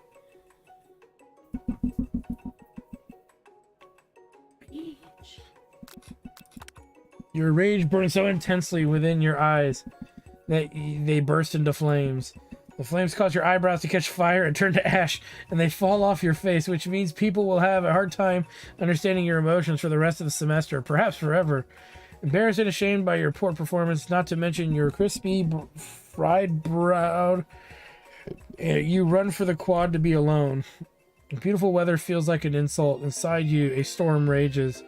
It's Colonel Sanders. He's probably here to tell you that he and Ashley are in love and have decided to get married. And he won't even ask you to cater his wedding because you're a terrible chef and an awful person. You try to hide from him, but he approaches you directly. I know you're hurting right now. Not just from the devastating loss, but from that run-in with a mixer and that small fire. We should get that checked out. I'm fine. Can't you just leave me alone? I'm a loser. I'm not fit to fill your fryer. I'll never be a master chef. Failure is a part of life. Not just for you, but for all of us. Do you ever think I've never failed at anything before? That's exactly what I think. Well, then think again. I wasn't always the man you see before you. Enrolled in a culinary school, incredibly handsome, successful, motivated, founder of a small chain of chicken restaurants that becomes a global titan. Global worldwide phenomenon. Well, handsome, sure, I was born that way. But I've walked other paths and arrived at dead ends. Let me tell you about the Kentucky Fried Brothel. I was passionate about life, but I failed as an obstetrician. I was passionate about justice, but I failed as a lawyer. I was passionate about livestock, but I even failed as a mule handler. That one was especially humiliating. Mules can be so cruel, and they tend to muck spread when they're angry. I lost my business partner to a gunfight, and I lost my innocence when I picked up a firearm and put a bullet in my rifle. He survived for a while and a half. He's killed a guy. Yeah, that's right. What did you think the first sample of fried chicken was made out of? Oh no. I didn't know. People see my delicate ribbon tie and my well-kept beard and assumed that I've got it all together, which is true now, but it hasn't always been that way. Sounds like this guy could really use a hug. I resolved that then that I was going to amount to something. No amount of hours, labor, or money could deter me from giving the best I had to give. As Colonel Sanders changes focus, you can see something ignite inside him, a burning passion. One has to remember that if every failure can be a stepping stone to something better, my new dream is pure, it's honest. It's something that a humble man in a crisp white suit can be proud of. Or create a new chain of chicken restaurants that will bring joy to the entire world and make up for my past misdeeds. Just as your moment grows intimate, you're interrupted by a threatening, shadowy presence. Battle scarred from the night before, you prepare for the worst. It's the spork monster! Porco? It is I. I know I said I wouldn't be back. And after the whole fight to the death, I think maybe you don't really want to see me anymore, but I just wanted to say that I was wrong to attack you. And I apologize. I know what it is like, having to always look over your shoulder. Monster problems in my life. Aw, thanks, Porco. I'm glad there are no hard feelings. Getting jumped by a giant creature in the dark of night can really rile a person up. I also want to apologize for the way I switched right into attack mode. I know you are strong, and cooking school can put a person under a lot of stress. I actually used to go to this school. I wasn't always a spork monster, you see. I don't believe it. You were human once? Well, no, I was a golden retriever, but I was still a student. Until one day some mean kid with a magic spellbook cast a dark enchantment on me, and I was forever transformed. A magic spellbook? Precisely. I had procured a copy for myself, but somewhere along the way I've lost it. If you fancy the book, I beg of you, respect it. You're a powerful thief, and shouldn't rely on such dark and evil magic. No, you should be protecting the innocent from those who would cheat them through sorcery and guile. If you need me, don't fear, I will be there. It sounds like there's some bad cooks in the kitchen of life. Devon McTindy's. Together, I'm sure we can defeat them. Come back to my hideaway so we can discuss. A personal invite. You can't imagine what Colonel Sanders' home must be like, but it sounds like you're about to find out. That's him as a baby, and he's got a little mustache and beard. Oh, And there's the camel that you got camel come from. that's the camel with the camel come. And then there, look at it, shows him in Kentucky. That's exactly where you got the camel come from. And then there's an urn, which looks like a funeral urn, which is very concerning. And why is there a little scented candle in Japanese? Wait a minute, is this really in Japan? It's got our hearth thing, I guess. Yeah, maybe. It looks like you live such an exciting life, Colonel Sanders. Every day can be an adventure if you approach it with the right attitude. Long ago, I made the decision to never stop searching, never stop working, never stop imagining.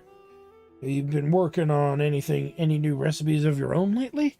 I'm always excited to talk about food with another ambitious chef. Well, there is something. It's just a side dish that I've been tinkering with, trying to find the right balance of flavors and textures. I'm not sure I've nailed it yet, but I'm close. Colonel Sanders' eyes perk up as he starts to wonder what dish you might be describing. It's meant to pair with something spicier, something crispy, both perhaps. Now you've got him right where you want him. Should you reveal your new creation to him, or keep it a secret just for you? Oh, we have to reveal. We want that. So he can get in his pants. How are we supposed to get a chance at that finger-looking good dickin' wickin' that he carries between his thighs? You decide that you're as ready as ever to share your original cooking with Colonel Sanders. Before you could talk yourself out of it, you decide to dive in head first. You reach into your lunch bag for a special dish that you've been keeping on ice all day. I present to you my original coleslaw.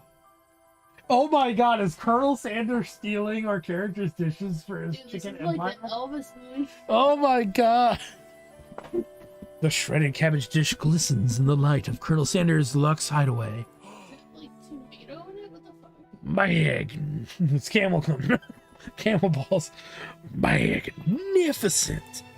Together you chow down on the creamy slaw until just a spoonful remains in the bowl. Do you mind if I hold on to the last bite?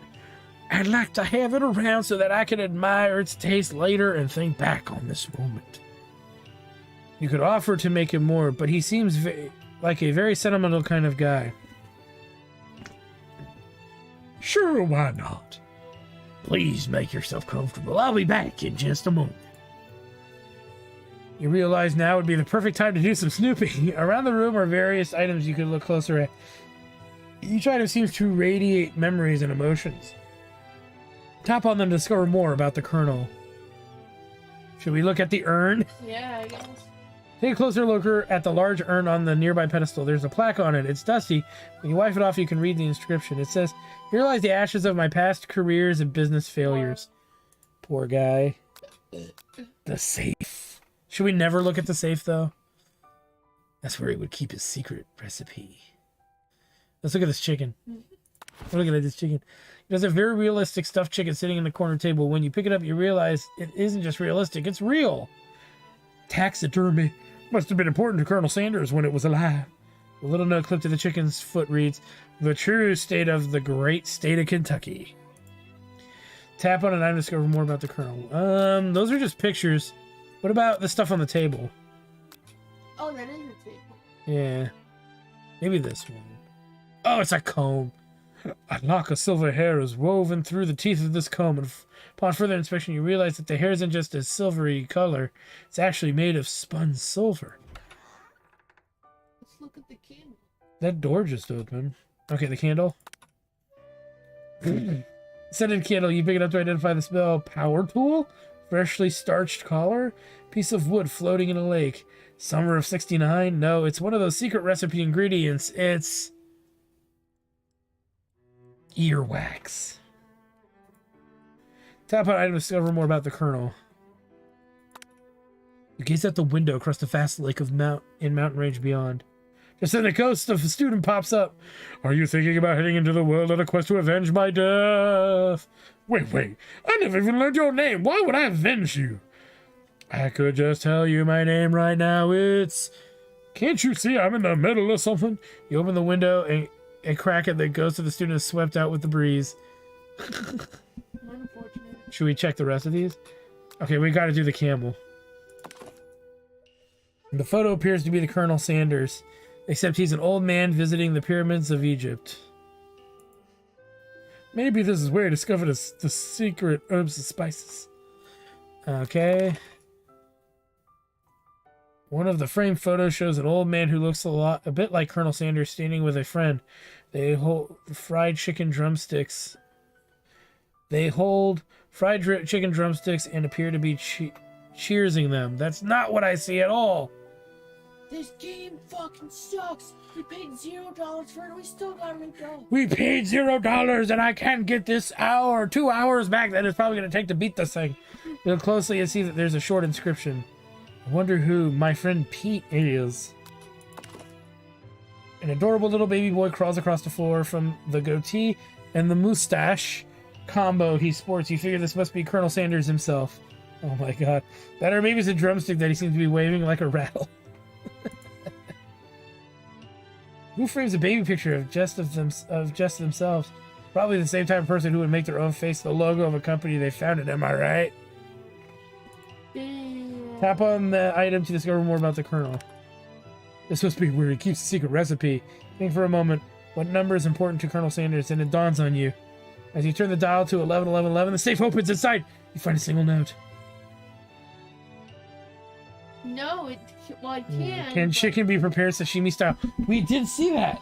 Yeah. We did see that actually in Japan. Tap on an item to discover more about the Colonel. I think we're good. There's nothing else to tap on. You open the door to Colonel Sanders' closet and find a row of his signature white suits hanging within. You take one off the hanger and try it on. The jacket is a bit big for you, but it's soft and comfortable. You give yourself a deep hug, breathing in his scent. They say that home is where the heart is. Is this what they meant?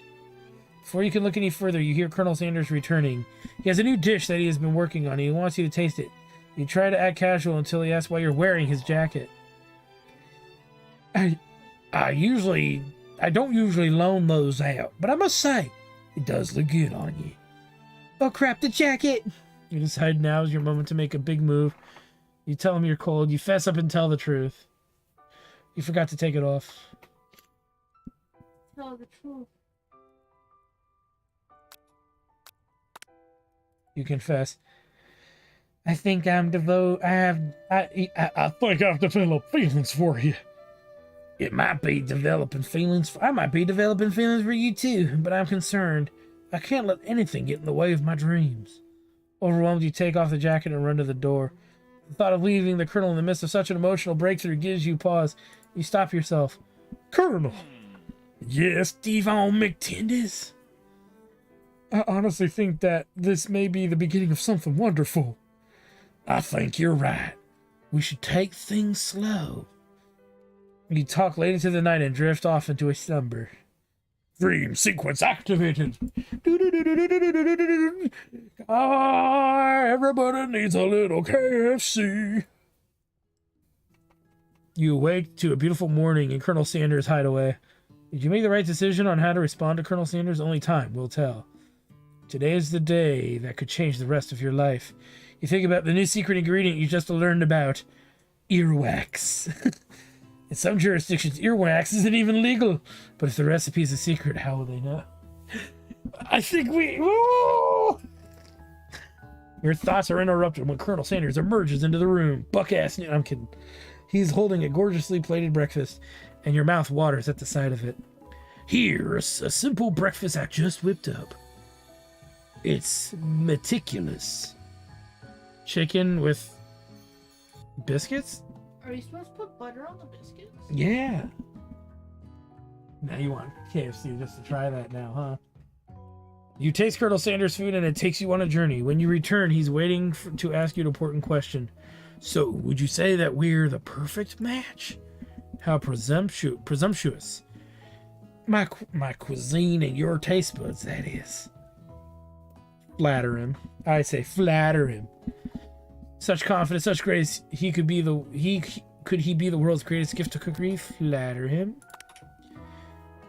Oh god. I think we might make a great team. A single tear begins to pool in the corner of his eye as he gazes out the window. And with that right business partner, I know I can't fail.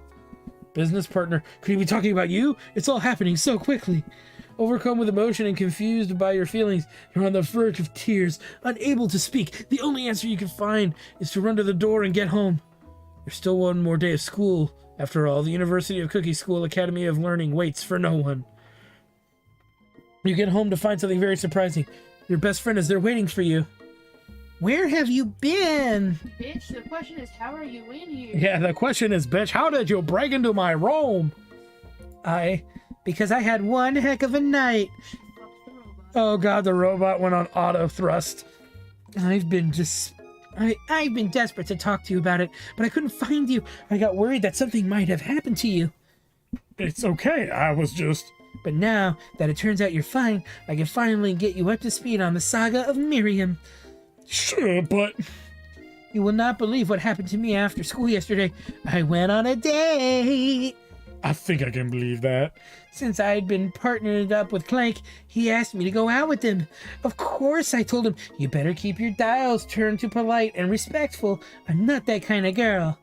But he was just interested in spending some one-on-one time together and getting to know me, so I said, yeah, sure. I can get to know you, the little metallic guy. Long story short, he took me skydiving with his friends, but things quickly spiraled out of control. Did you just say skydiving? Yeah, as if that's a typical first date to go on with a talking pressure cooker. And now I'm not really sure where we stand. You don't give Miriam time to tell you the whole story, however. Bottling up the details of your own night is just too much to bear. And I went on a date, too, back to Colonel Sanders' house, where I spent the night with him. You what? Nothing happened, but the emotional connection, wowzers! Ooh. Miriam tells you to move on from the whole Colonel Sanders obsession and focuses on school. Being obsessed with Colonel Sanders is wrong. You don't want to be right. After a short argument, you both agree to go your separate ways. When you arrive at school, you encounter your rivals in the quad. You can tell from a distance that they're picking on Pop, though he himself might not quite grasp that fact. Because, you know, he's Pop. What's it smelly? It sounds delicious. Oh, it's great. I'll order you one up right away. I have my smelly with Sprinkles, please. Sprinkles is a dog and a treat. You can get your swirly dipped too. Why don't you pick on someone your own size? Because I'm literally the biggest person at this school. There is that horse that Colonel Sanders rides to school, but who would dare pick on such a gentle and beautiful creature? You've got some nerve. Devon McTennis suggested I would pick on a defenseless horse. Well, it did say that it was Ashley's dialogue, right? Did it? I thought it said Van Van. No. Where she mentioned the horse. Oh, I'm sorry. That's my bad. No, and then I read it, and then he's acting like your character talked about the horse. Oh, so that's a straight up typo, right? Right? Yeah, unless I saw it wrong. Continuity error, maybe? Now you're twisting my words, and I won't have it. You clench your fist, but the injury from yesterday's mixer accident makes you wince with pain. Doesn't look like you can go on cooking like that. Might as well just give up. I'll never give up, ever. Colonel Sanders arrives just as it appears things are close to a boiling over. A naturally intuitive person, he senses that something has been going on. Is everyone excited for the final day of school? Devon McTendies, how's that hands feeling? I'm sure you'll be back in fighting form by this afternoon. Aren't you concerned about my hands, Colonel? Yesterday I was broken nail winning so hard. Technically, I don't believe a winner was decided, but your presentation was quite impressive. What is he doing complimenting her? What about the flavor of my delicate, warm, gooey chocolate sauce? It was clear that you're passionate about how your food is received. That's a lot of words to say. It was bland. Excuse me, Devon McTendies. I am more than capable enough to speak for myself. Maybe you could tell me more of your thoughts as we walk into class, Colonel. Always interested in discussing the fine art of food. Fine art of fine foods. See you inside, Devon McTendies. And only by Colonel Sanders' inability to see Ashley for who you know she really is, you walk across the quad to get some distance. In an attempt to distract yourself from how slighted you feel by that interaction with Ashley, you take out the spellbook you recovered yesterday and start flipping through the pages. Whoa, that's the book. It looks like bad news. It's just something I found lying around. It would appear to be some sort of grimoire, but I don't really believe in that magic stuff. A grimoire? Like a book of spells? I don't know. Who would spend so much time decorating a magic book if it weren't really powerful? I can think of one surefire way to find out. You open the page. You open to a page covered with arcane warnings. Cast only in case of extreme emergency. It says around the edges of the page. I could use this spell here that says it will erase anyone I choose from all of my memories. If I scrub out Colonel Sanders, it would probably help me focus better on the upcoming final exam. That is way drastic. Couldn't you do something else, like anything else not rooted in dark magic? Maybe tie a string around your finger? Okay, fine, it is drastic, but desperate times call for desperate measures. You've got a memory erasing spell sitting right in front of you, and a pretty good excuse to try it out. Cast the forbidden spell. Oh, we don't want to cast the forbidden We spell. can't. If we cast it, we lose. If we cast it, we don't get Colonel Sanders. Don't do it after all. You take your friend's advice and put the book away. It's almost time for class. Sprinkles is already in the room waiting for the students to arrive. He clears his voice to make a quick announcement. I want you all to know I feel something of a dog moment coming on, but I assure you it's nothing to be afraid of. His cute little nose scrunches up as he begins to breathe quickly. Reach for some old homework to give him as a snack. Sounds good to me. You reach into your backpack and grab some homework from last semester that you forgot to turn in. Sprinkles immediately goes for it and gobbles the sheets of paper like it's a piece of fresh chicken rawhide. I apologize for the outburst. I know it seems cliche, but not much in this world satisfies like ungraded work. My mind, Devin McTennies, were you studying? Something with cinnamon? I have been sitting on a lecture series around the art of cake baking. How insightful. This actually brings up an important point. Thank you, Devin McTennies, for reminding me to dole out this indispensable bit of wisdom. You see, But before he could go any further, Miriam's love drama spills over to the class. Sprinkles is interrupted by words and sparks coming from the back of the room. I told you to save it for after class. You think I wanted to be thrown from a plane strapped to a stranger? Miriam and Clank appear to be arguing, but you still haven't learned to speak Clank's language of mechanical noises. But no, you had to show off for your cool kid friends Jeff and Joan. Jay and Javes forever. Watch us from a triangle in midair as we descend. Triangles are the strongest shape, don't you know? Yeah, well, it doesn't make it a great date.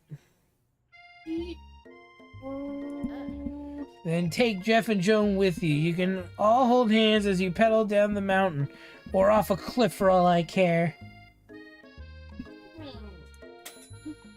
Clank begins to shudder. Steam pours out of the gaps in his panels, and then a loud ding stops him in his tracks.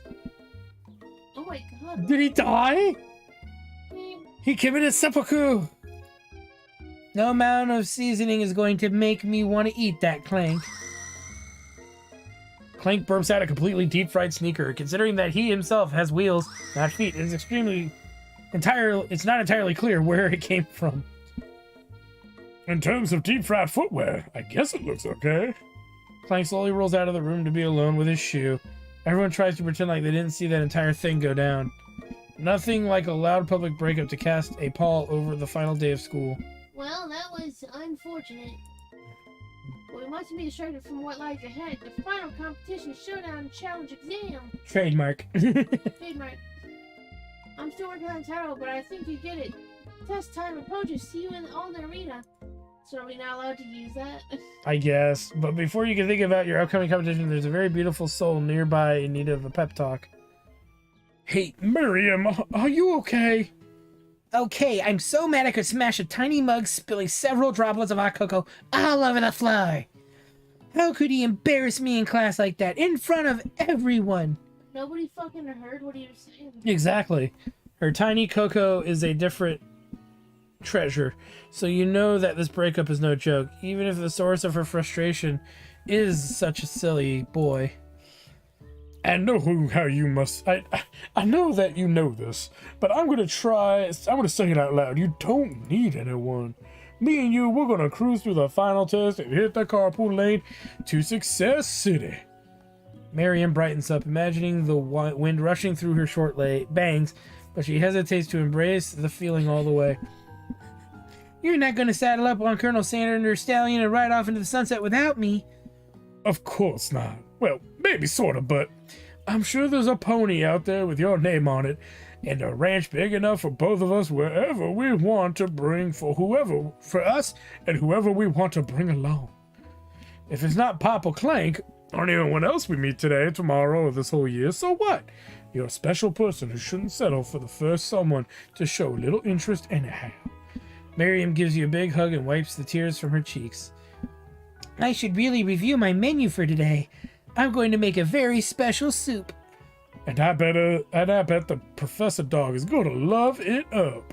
While you were pep talking Miriam, you completely missed lunch, but that's okay because you had a better idea of how to spend time before your exam. You decided to head to the arena early to practice a dish. This is it. The location of your final challenge. A test of will, a test of courage, a test of talent, a test of gastroenterology. Whoa. And a chance to beat the pants off Van Van and supposed Man and his eviler counterpart Ashley. As planned, you begin to run through a quick test of a recipe you've been working on. Devin McTendy's famous chicken pot pie. Oh my god. Colonel just stole all the recipes from this individual. What a monster. And he fucking ditched him for some bitch named Ashley. Who makes really goofy, sad desserts.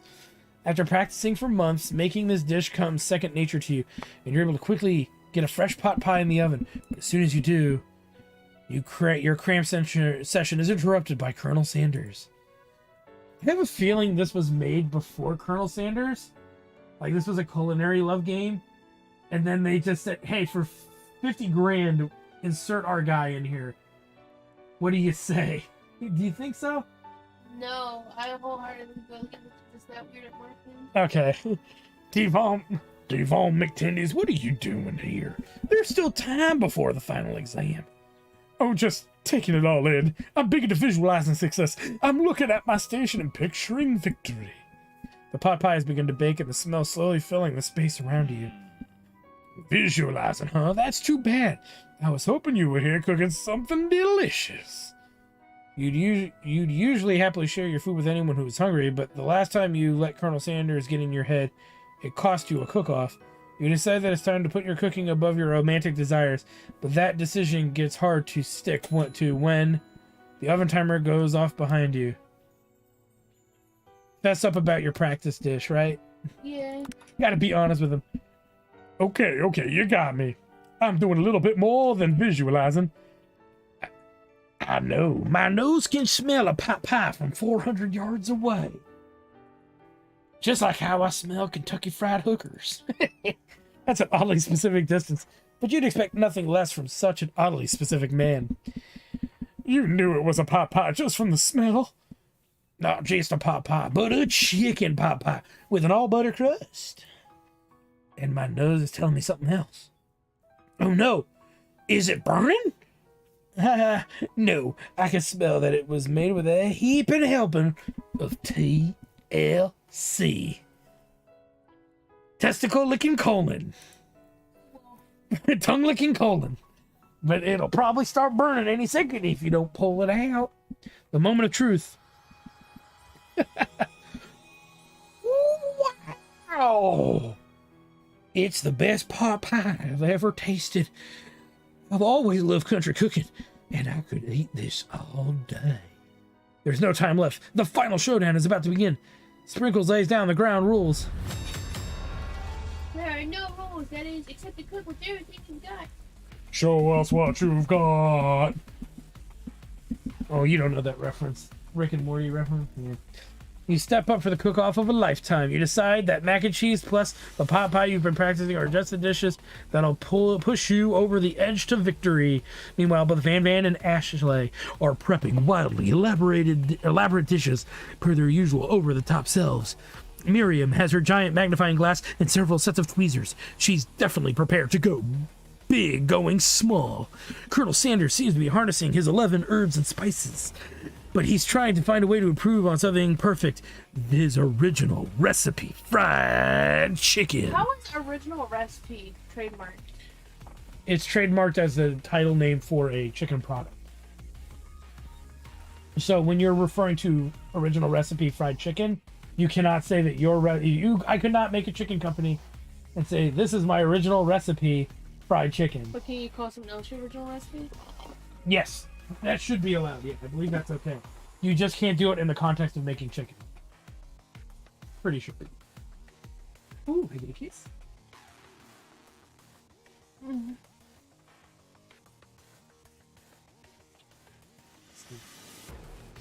I'm gonna get through this game. All right, let's see. Happy Valentine's Day. Oh? Nope, not yet. Well, for other people it is.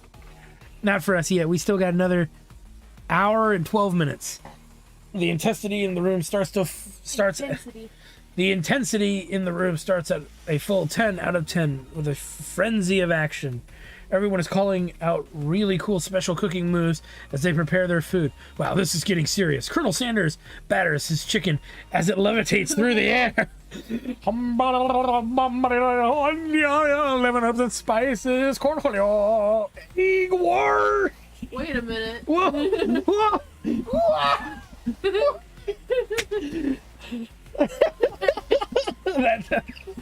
I tease you about saying worse all the time. They say it in Kentucky, it isn't true. They say it in California, and they say it in Kentucky. Your whole world's getting spun around. No! Everyone says wars except you. No! Miriam furiously injects ingredients into an itty-bitty pot of broth. My best friend, Baster Blaster. Wait. Whoa. Best friend, Baster Blaster. Oh my god, that's... She goes in baster. I mean, that's a idea for you. There you go. She does things with a turkey baster. Van flexes his pectorals as he chops open a sea urchin. Let's rock and roll. And Ashley scoops her pastries off a tray with lightning speed. Did she just diss herself? Even Clink gets in on it. 5-dial pressure point chicken cooking technique. Wait, when did Clink learn to speak English? It's the singularity as was foretold. We must let it happen or the appliance uprising will... What? I like her little fucking Cleaver? yeah. With the little heart chain on it. Yeah, that is pretty cool. That's probably the best little thing in this game so far.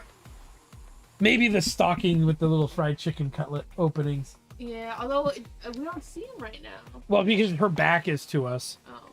Oh. The back of her legs are to us. I think it's on the front of her stockings. We mustn't let it happen, or the appliance uprising will take us all. Sister. Man quickly unplugs Clank and rolls him out the back door of the arena. As you frantically prepare your dish, you notice Ashley has her spellbook out and she's going to use the dark magic to turn the tide. You've got a book of your own and you're desperate not to see her win another battle. Should you take this opportunity to fight magic with magic, even if it's almost certainly evil magic? We do it the hard way, as the Colonel would want from us. You gotta give it your all. Brave us all you got.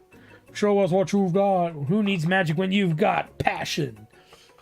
I'm gonna do it the hard way.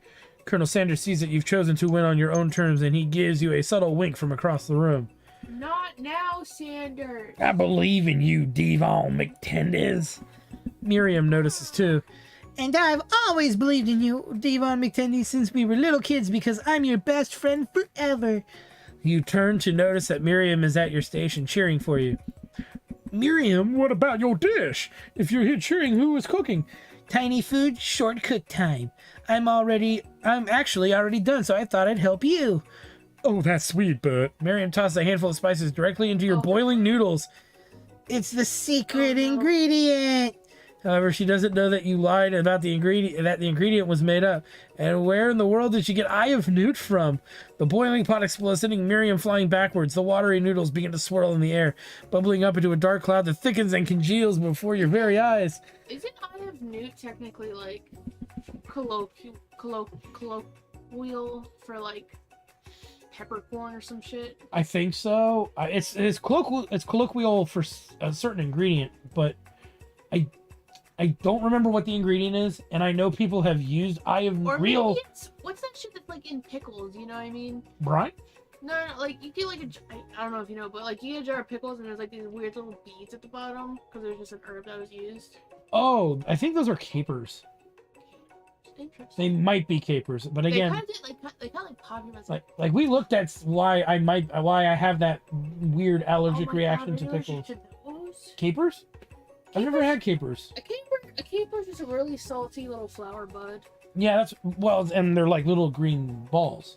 They haven't bloomed yet. Yeah, I think I want the pickles different. Oh, maybe. But look, it is. This is I, Steve, the Spork Monster. Steve, oh. Steve, wait, what happened to Borko? You're not here to battle me, are you? We Spork Monsters are many. I think Borko had the day off, but you have conjured Steve, and I hate to battle. So I'd say that you're doing pretty alright. Oh hey, you're in the middle of cooking competition. I love this stuff. It's better than TV. You crazy kids and your culinary skills really impress me. Mind if I hang out? I'm sorry, Steve, but I'm kind of in the middle of something. Do you mind? Steve the Spork Monster notices that you've got the grimoire stashed beneath your cooking station. I see what you're up to. Crisscross some magical items that accidentally summoned me, huh? Yeah, you guessed it, sorta. If you're here, would you mind tossing some fresh noodles in a pot of salted water? I would love to. Oh, I think I said that. Whoops. I'd love to. I've always wanted to be a top chef, actually. You know, when I was a little spork pup back in the old country. You can feel the Spork Monster winding up to tell a very long and involved story. You don't know exactly where they came from, but it seems like it was probably lonely there. Actually, you know what? Maybe you should watch from the stands. I really need to focus on this competition. I understand. It's kind of like that time in monster school when I had fallen asleep during scare tactics class, and when I woke up, These little white beads. I don't know what those are. Coriander seeds? You toss a serious stare to Steve and he takes the hint. never mind, I'll talk to you later. Good luck! Oh god, Meeps, look. Having suffered a huge setback, you don't know how you could ever win. You summon extra power from deep within yourself, give up and drop out of culinary school. We summon the power from deep within our chesticles. I can do this. I have what it takes. I came here to Oh, win. it's mustards. Oh, well then there you go. Mustard. Yeah, I think that's what I do. We'll look that up.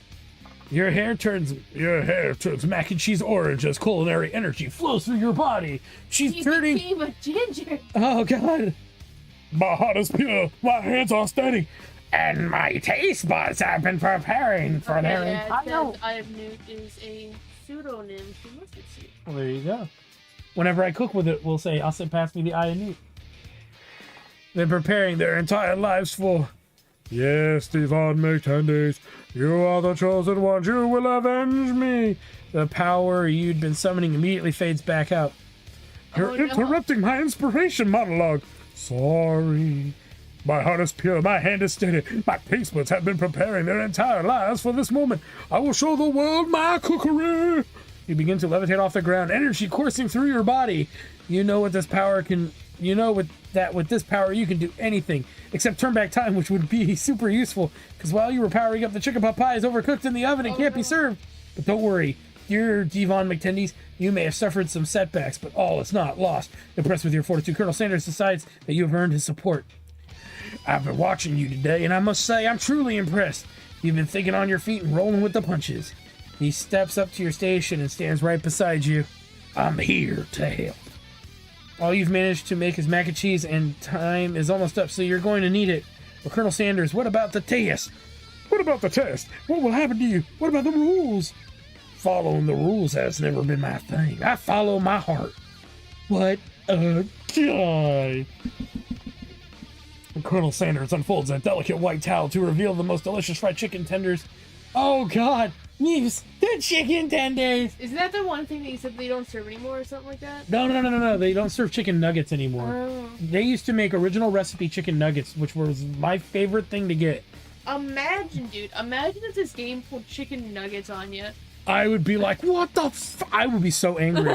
I would be absolutely fucking enraged. Colonel Sanders unfolds a delicate white towel to reveal the most delicious fried chicken tenders you've ever laid your eyes on.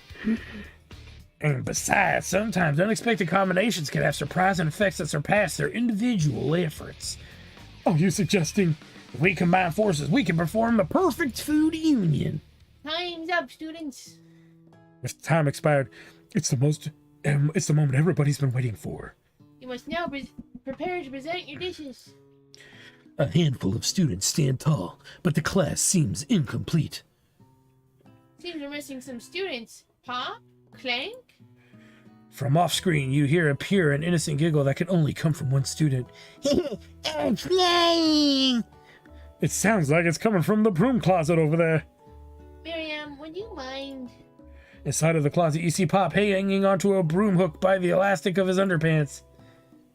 Pop, get down from there right now! Let me guess, did Van have something to do with this? When someone asks for a wedgie, who am I to refuse? I thought a wedgie was a savage. It looks like Poppy's eliminated from the challenge, seeing how he didn't cook anything. I can't see my legs, my biscuits. Here. Your pranks, I might say, it's not the worst prank in UCSAL history, but it's not exactly yearbook material. Wait a second, pranks, clink! Where did that pressure cooker roll off to? You wait to hear a signature whir, beep, or other onomatopoeia, but there's none. Somehow he must have gotten unplugged, I guess. We'll have to figure that out later. That leaves only 4 remaining students. Please collect your final projects. Yes, it has been a long semester. Wow, 3 whole days long. But after days of hard work, the time has come for me to eat. Miriam, please step forward. Now, describe your dish. I've made tender udon noodles in a savory soup. My word, it's so delicate. Is that a teeny tiny Naruto-maki I spy afloat in this itsy bitsy bowl? Yes, chef. Please call me Sprinkles. Jeff is my father's name. Yes, Sprinkles, and some green tea made from baby tea leaves that I picked myself. Sprinkles carefully sniffs around the dish before opening his mouth and letting just the tip of his pink dog tongue dip into the bowl. Sublime. Would anyone else like a taste? Oh, come on. I'm not one of those dogs who doesn't floss. I even have a really cute electric toothbrush for dogs. Fine. I'll enjoy it all by myself. And in a flash, the entire meal had been devoured. Not that it took much, it was less than a thimble's worth of soup. A+. Rarely do I taste a dish with as much love poured into it as yours. Miriam is overjoyed. She gives you a huge hug. Thank you, Divine McTendies, for helping me believe in myself. Vin, you're up. Now describe your dish. I made uni over smooth egg custard in an axe-hewn urchin shell, topped with caviar. Did you skewer one type of urchin with sponge for a second different colored type of urchin? Yes, Sprinkles. Bit much, don't you think? That's exactly why I did it. A bit much is my kind of brand. Doesn't it look cool? Sprinkles leans in to sniff the uni, but he can't get his nose close on account of all the spikes. He begins to paw at it erratically, causing the custard to slosh around. Woof, woof. Please be gentle with my cuisine. Finally, Sprinkles goes all in tongue first, but he can't get past the needles. He reels back as his tongue is poked and prodded. Yuck, my tongue. The professor appears to be having an allergic reaction to the sting. No. I can't eat this. It's just cooking my tongue. Disqualifying. A stunning turn of events. Who would have thought that serving food in a bowl made of needles could make it difficult to eat? Dejected, Van Van does not go gentle into the night. Disqualified for glamour? How is he standing up? I don't think he is. I think he's in that, like, squee jump formation. No discount simplicity.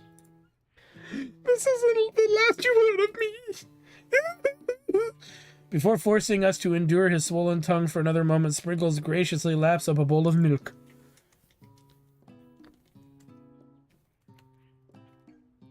She's making sure you hear that.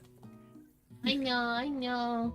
Yeah, I'm a dog and I drink milk. Get over it. Sometimes it helps calm my agitated tongue. Next student, Ashley, it's time to step up. Now describe your day. I made orange blossom Turkish delight and a light rose water syrup, topped with French meringue and connected by sugar glass. That actually doesn't sound too bad. Indeed, it's quite delightful. However, I'd ask that you please refrain from eating it or attempting to taste it in any way. It's very fragile, meant to be a display piece. Don't eat the food at a cooking school? That tells you years or something, Devin McTennies. I told you, it's a display piece. Ashley, I must say it is beautiful. However, it is a cooking competition at a cooking school. Yeah, which is why I cooked it and did an extremely good job cooking it too. I didn't realize that we were having an eating exam. If I want to be judged on eating, I go to the College of Eating School for the Hungry. I suppose you could smell it if you absolutely insisted, but don't breathe too hard. You might disrupt the sugar spiral. If the food cannot be eaten, it cannot be judged. You are disqualified. Rage overtakes Ashley as she finally cannot keep her two-faced routine up. You wouldn't know high-end cuisine if it cooked you. And with that, Ashley storms off to rededicate herself to being the best, but this time without being shackled by trying to be fake nice and liked by everyone. This isn't the last you've heard of me either. If this class gets much smaller, I'll be teaching myself. You and Colonel Sanders, the final cooks, step up together. 2 chefs? What began as a bowl of delicious mac and cheese has become something else. Oh my god! Oh, yeah. Oh, he examines it closely, sniffing and eyeing the bowl. Uh-oh, I don't have a good feeling about this. Somewhere in the room, a literal drum roll plays. Just when I thought I've seen everything in this kitchen, you give me this thing. And completely blow me away. In my 49 dog years of life, oh my god. That's poor dog. I have never tasted anything so delicious and perfectly balanced.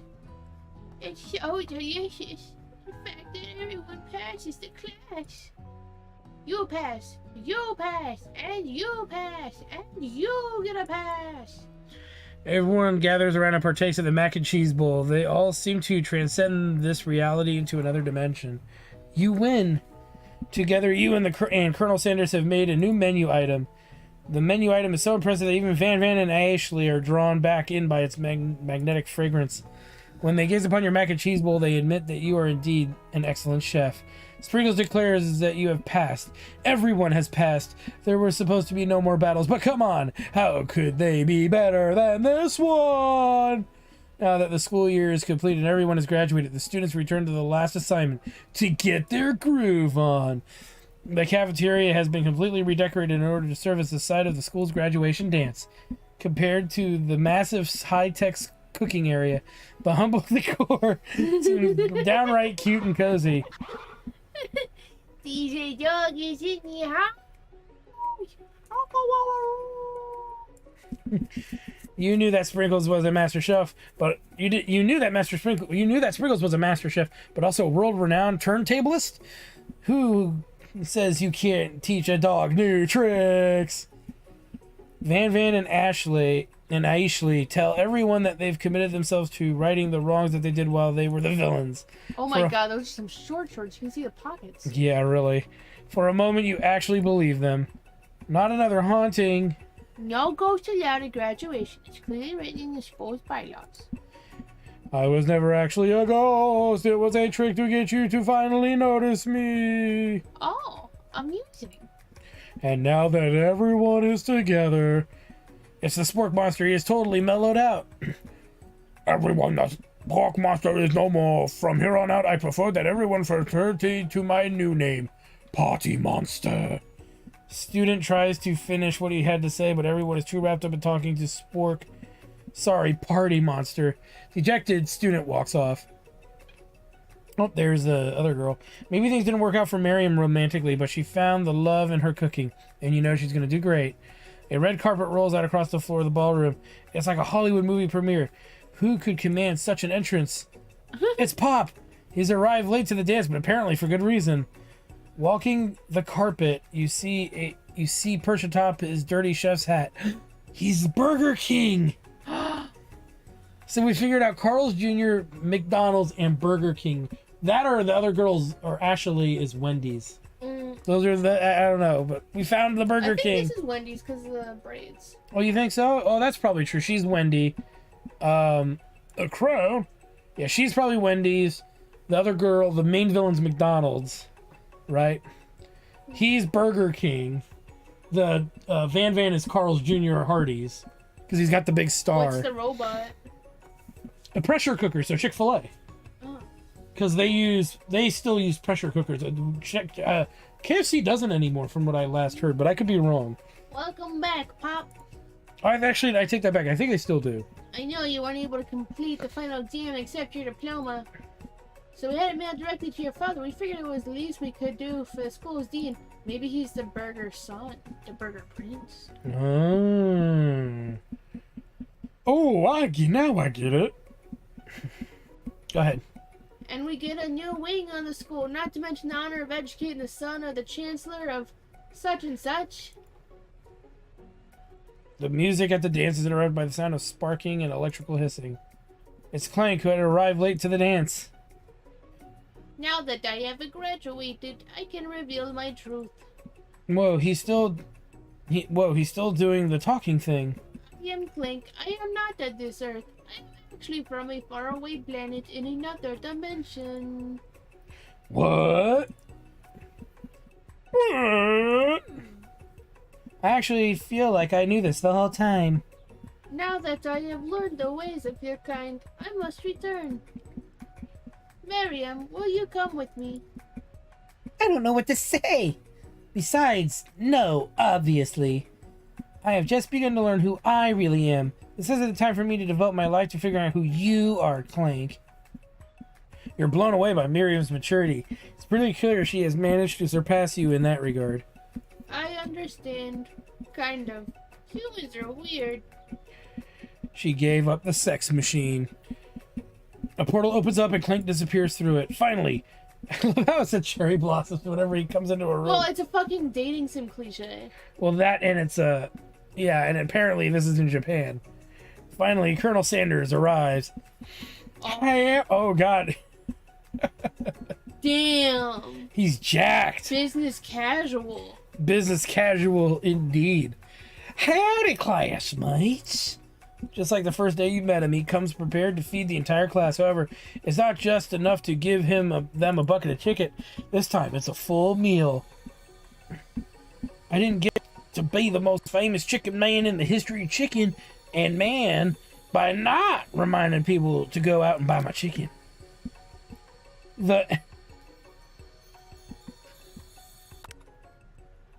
No, it's not the end.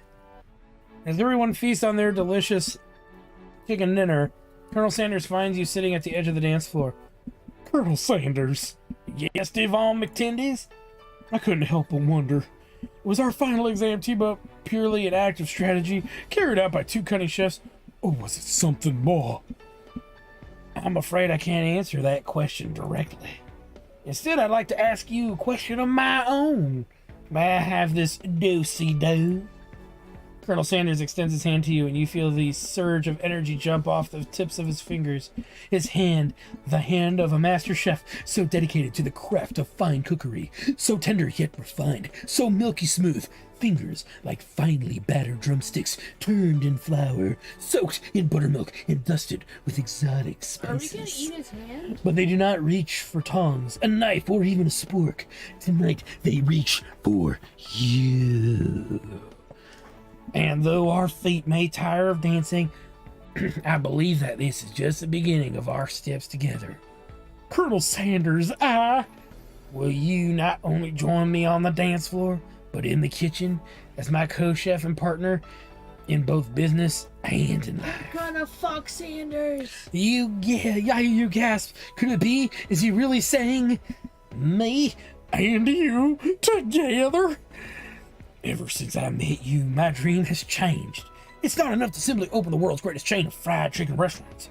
No, even then, my life would be incomplete without you by my side. So what do you say, partner?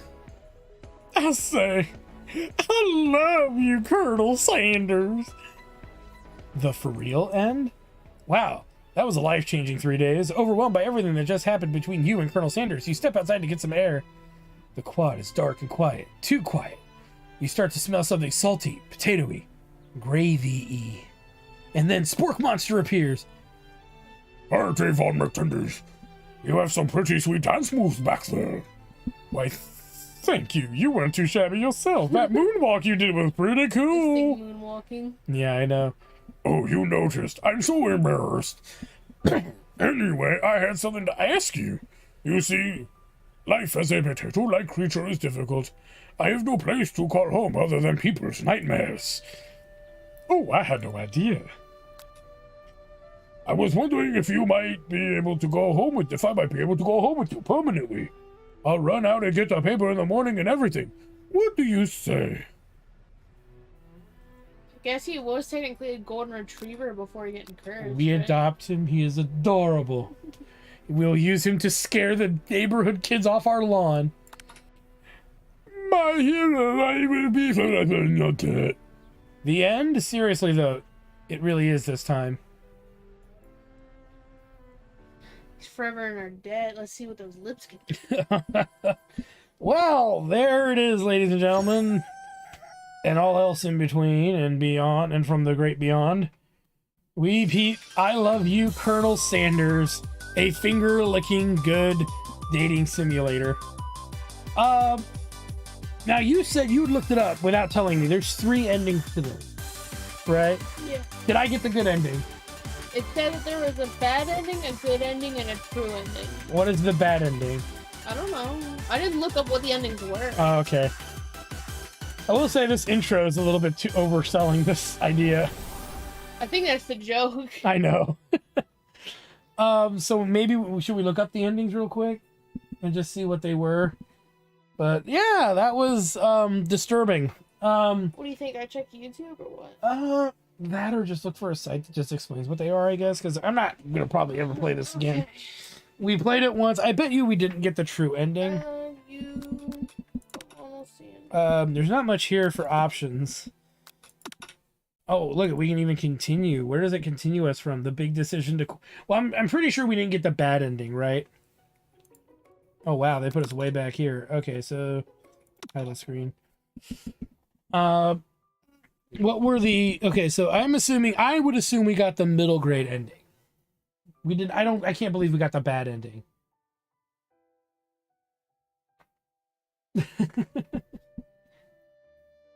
But what do I rate this game? Well, I'm not a very big aficionado of dating sims. Me personally, this is just goofy and silly, and it is a free game.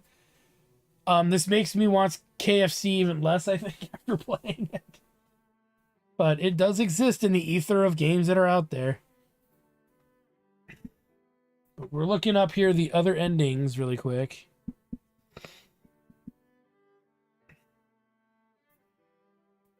I'm trying to find it anyways. Are you able to look too? On my phone. Let me see here.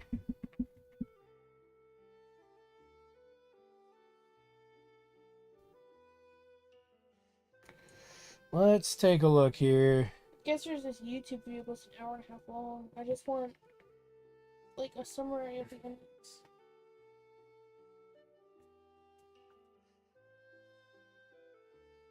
Maybe I'll just look up bad ending. Wait, there's a Wikipedia article for it. Oh, is there? Yeah, so maybe it's in there.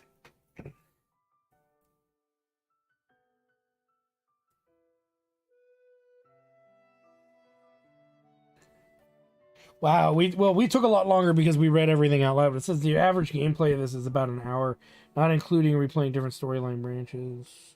How long to beat said it takes 2 hours. How long did we take? Huh? I looked up on how long to beat. It said 2 hours. How long did we take?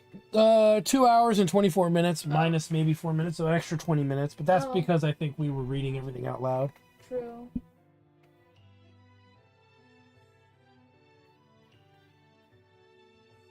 Let's see here. There was a guide. There's a guide on the Steam community for the walkthrough.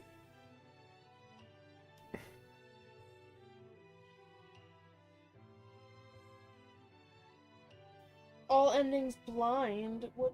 Well, then fucking that doesn't make sense.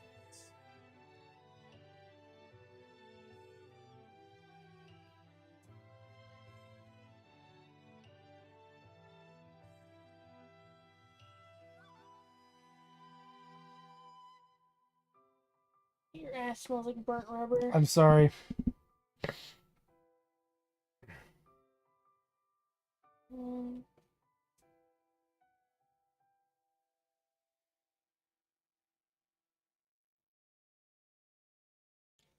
All I can find is true ending guides. I mean, there's that one, there's that one, there's that one. Yeah, but they don't say what it is. Yeah.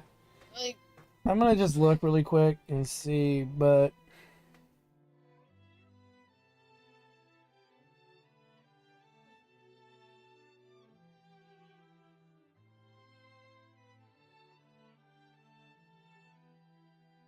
you know, I think we got the best ending.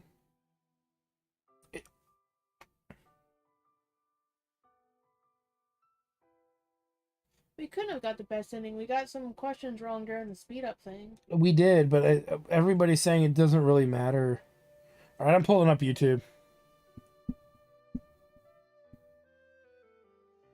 What if the regular good ending? Sorry, huh? What if the regular good ending just ends on the screen? That would be the regular good ending. Was just that. Hi, Isley. This game looks cursed. It was. It was. We beat it already. I don't know if we got what we're trying to figure out what ending we got here by watching somebody who plays through the whole game. I found fan art someone did of their OC kissing. Oh God. Oh. Oh. Interesting. Interesting.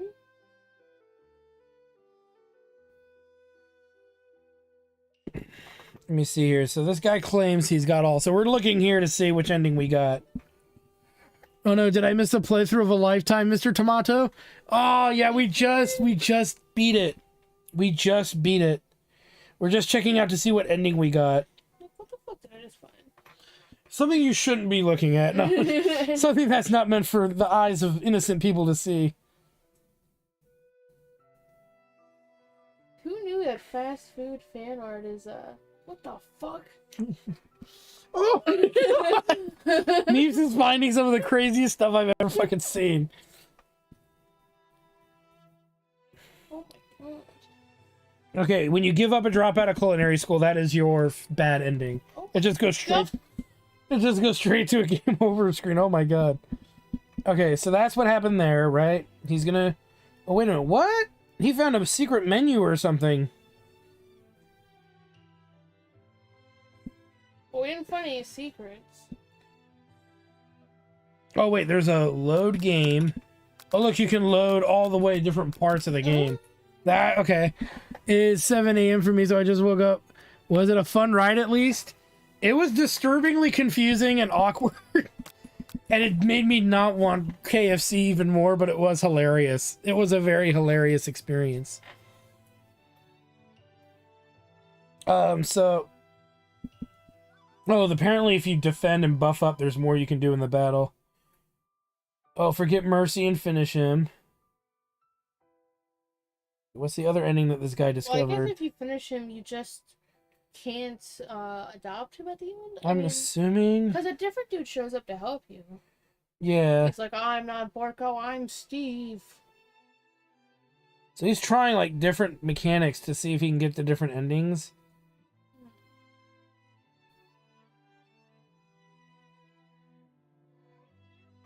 I guess technically you could do it if it's cool. I got PS. Yeah, I don't see much here for whatever he's going on about finding these other endings, but I think we actually got the good ending. I'd expect nothing less. Yeah. Well, my understanding is this game was designed as a marketing ploy, because KFC was doing some pretty extreme marketing for the time. They were even in the process of like making claims that they were going to make a video game console that also keeps your chicken warm. So there's that.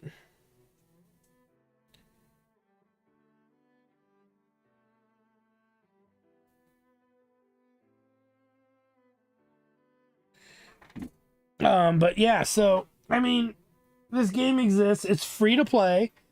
So I'm gonna leave it to you guys. Oh, let me see. Ending guide. Let's see. Hold on. Maybe we'll figure it out here.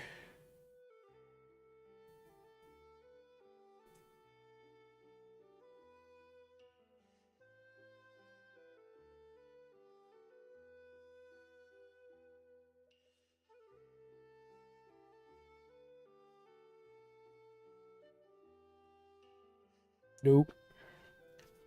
Okay, that was a spam. Yeah, I can't really find the anything that tells me what the endings are to this game. No way this was actually made by KFC. Actually, it was. When we watch, I'll show you. I can't show you now, but when we beat the game, it says brought to you by KFC or something like that. And it actually is their copywritten logo. It's let me pull up the Wikipedia for it real quick. Hold on.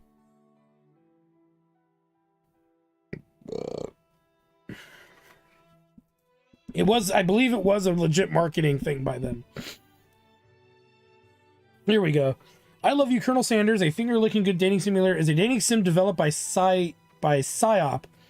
The video game was commissioned by the restaurant chain KFC and released for free on Steam on September 24th, 2019. A parody of conventional dating sims, the primary objective of the player is to develop a romantic relationship with a fictionalized version of KFC's founder, Colonel Sanders, portrayed as an attractive classmate at a cooking school. So, released in 2019, yeah. And it's free. Oh, we made a joke early on that if Colonel Sanders was alive today, he would fucking be flipping the shit out. Or he'd lose his fucking proverbial shit. But, I mean, it's...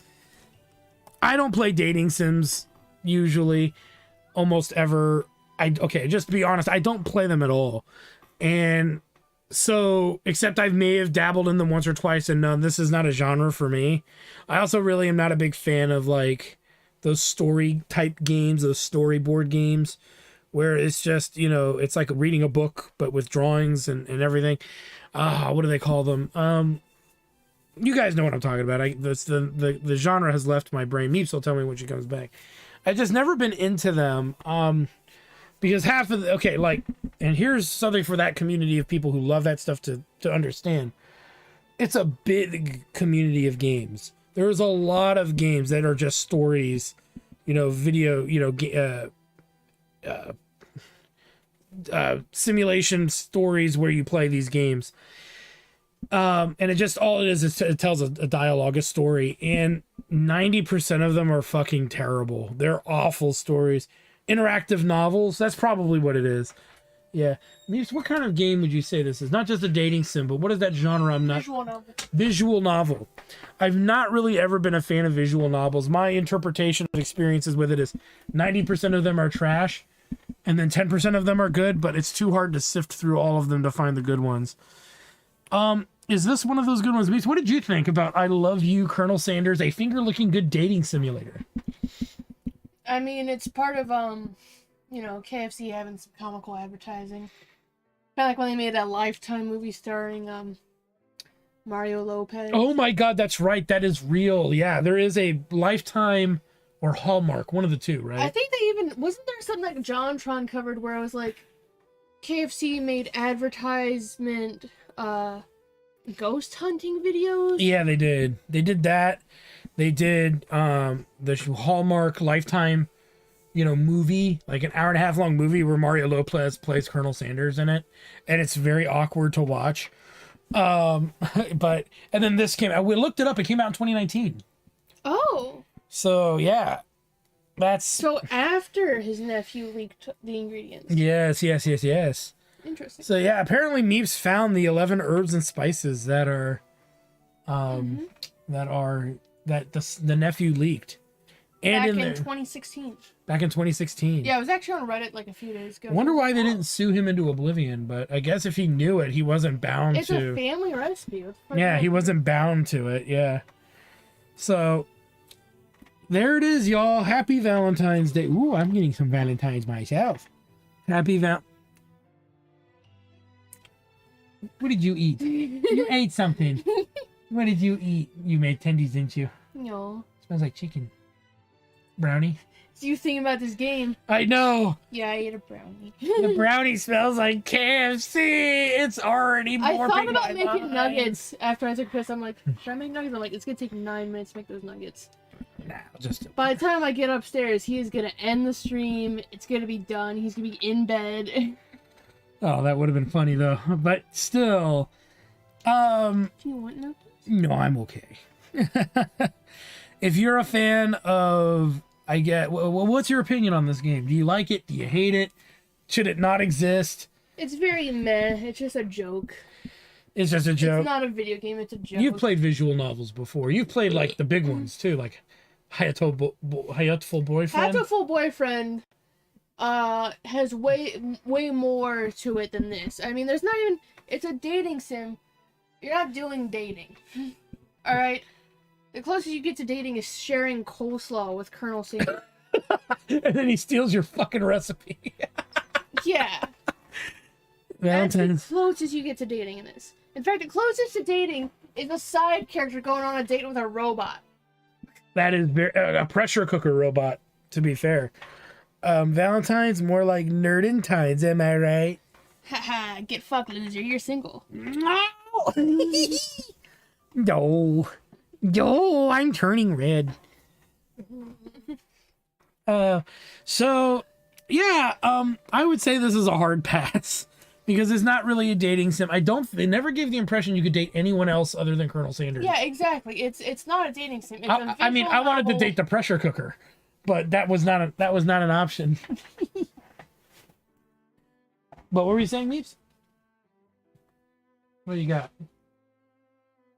Ooh, Valentine's Day candy! I can smell it. I can smell it. Ooh, we got dots, red vines, and the classic recipe white chocolate. You Ooh, can't eat these for another hour. But... for another hour. Yo! Oh, look, this one has they have different puzzles. Well, that was the puzzle from the other one, and yeah. So anyway, there it is. I love you, Colonel Sanders. A finger-licking good dating simulator. Yeah, this is a hard pass, guys. This is clearly a joke. Yeah, like you play it as a meme. There's you play the meme game. Yeah, Like, even as a meme game, this is very low. No. The greatest meme game that I've ever experienced, and maybe someday if this video gets like, I don't know, 10,000 views, and you know, and maybe 10% of them are likes, with very few dislikes. Who knows? I'll pull out Bobo's Big Adventure. Remember that? Mm-hmm. A game that was concentrated memes back to back. Are you okay? You spit in my face. I'm so sorry. I'm so sorry. It's the power of Bobo's Big Adventure. Because I still have it floating around somewhere. So that is an option. That will always be an option. But I'm wanting to do this one on a Valentine's Day. I'm gonna be, we have Chairman of the Board show tomorrow night, so I figure we'd take a dive into trying to get this one done because most everybody else will be celebrating Valentine's Day right now. So with that said, I want to thank you guys for stopping by. Like, comment, subscribe, all that good stuff. If you're on YouTube, check out the Twitch channel, twitch.tv/Jackjar Studios for more live gaming action.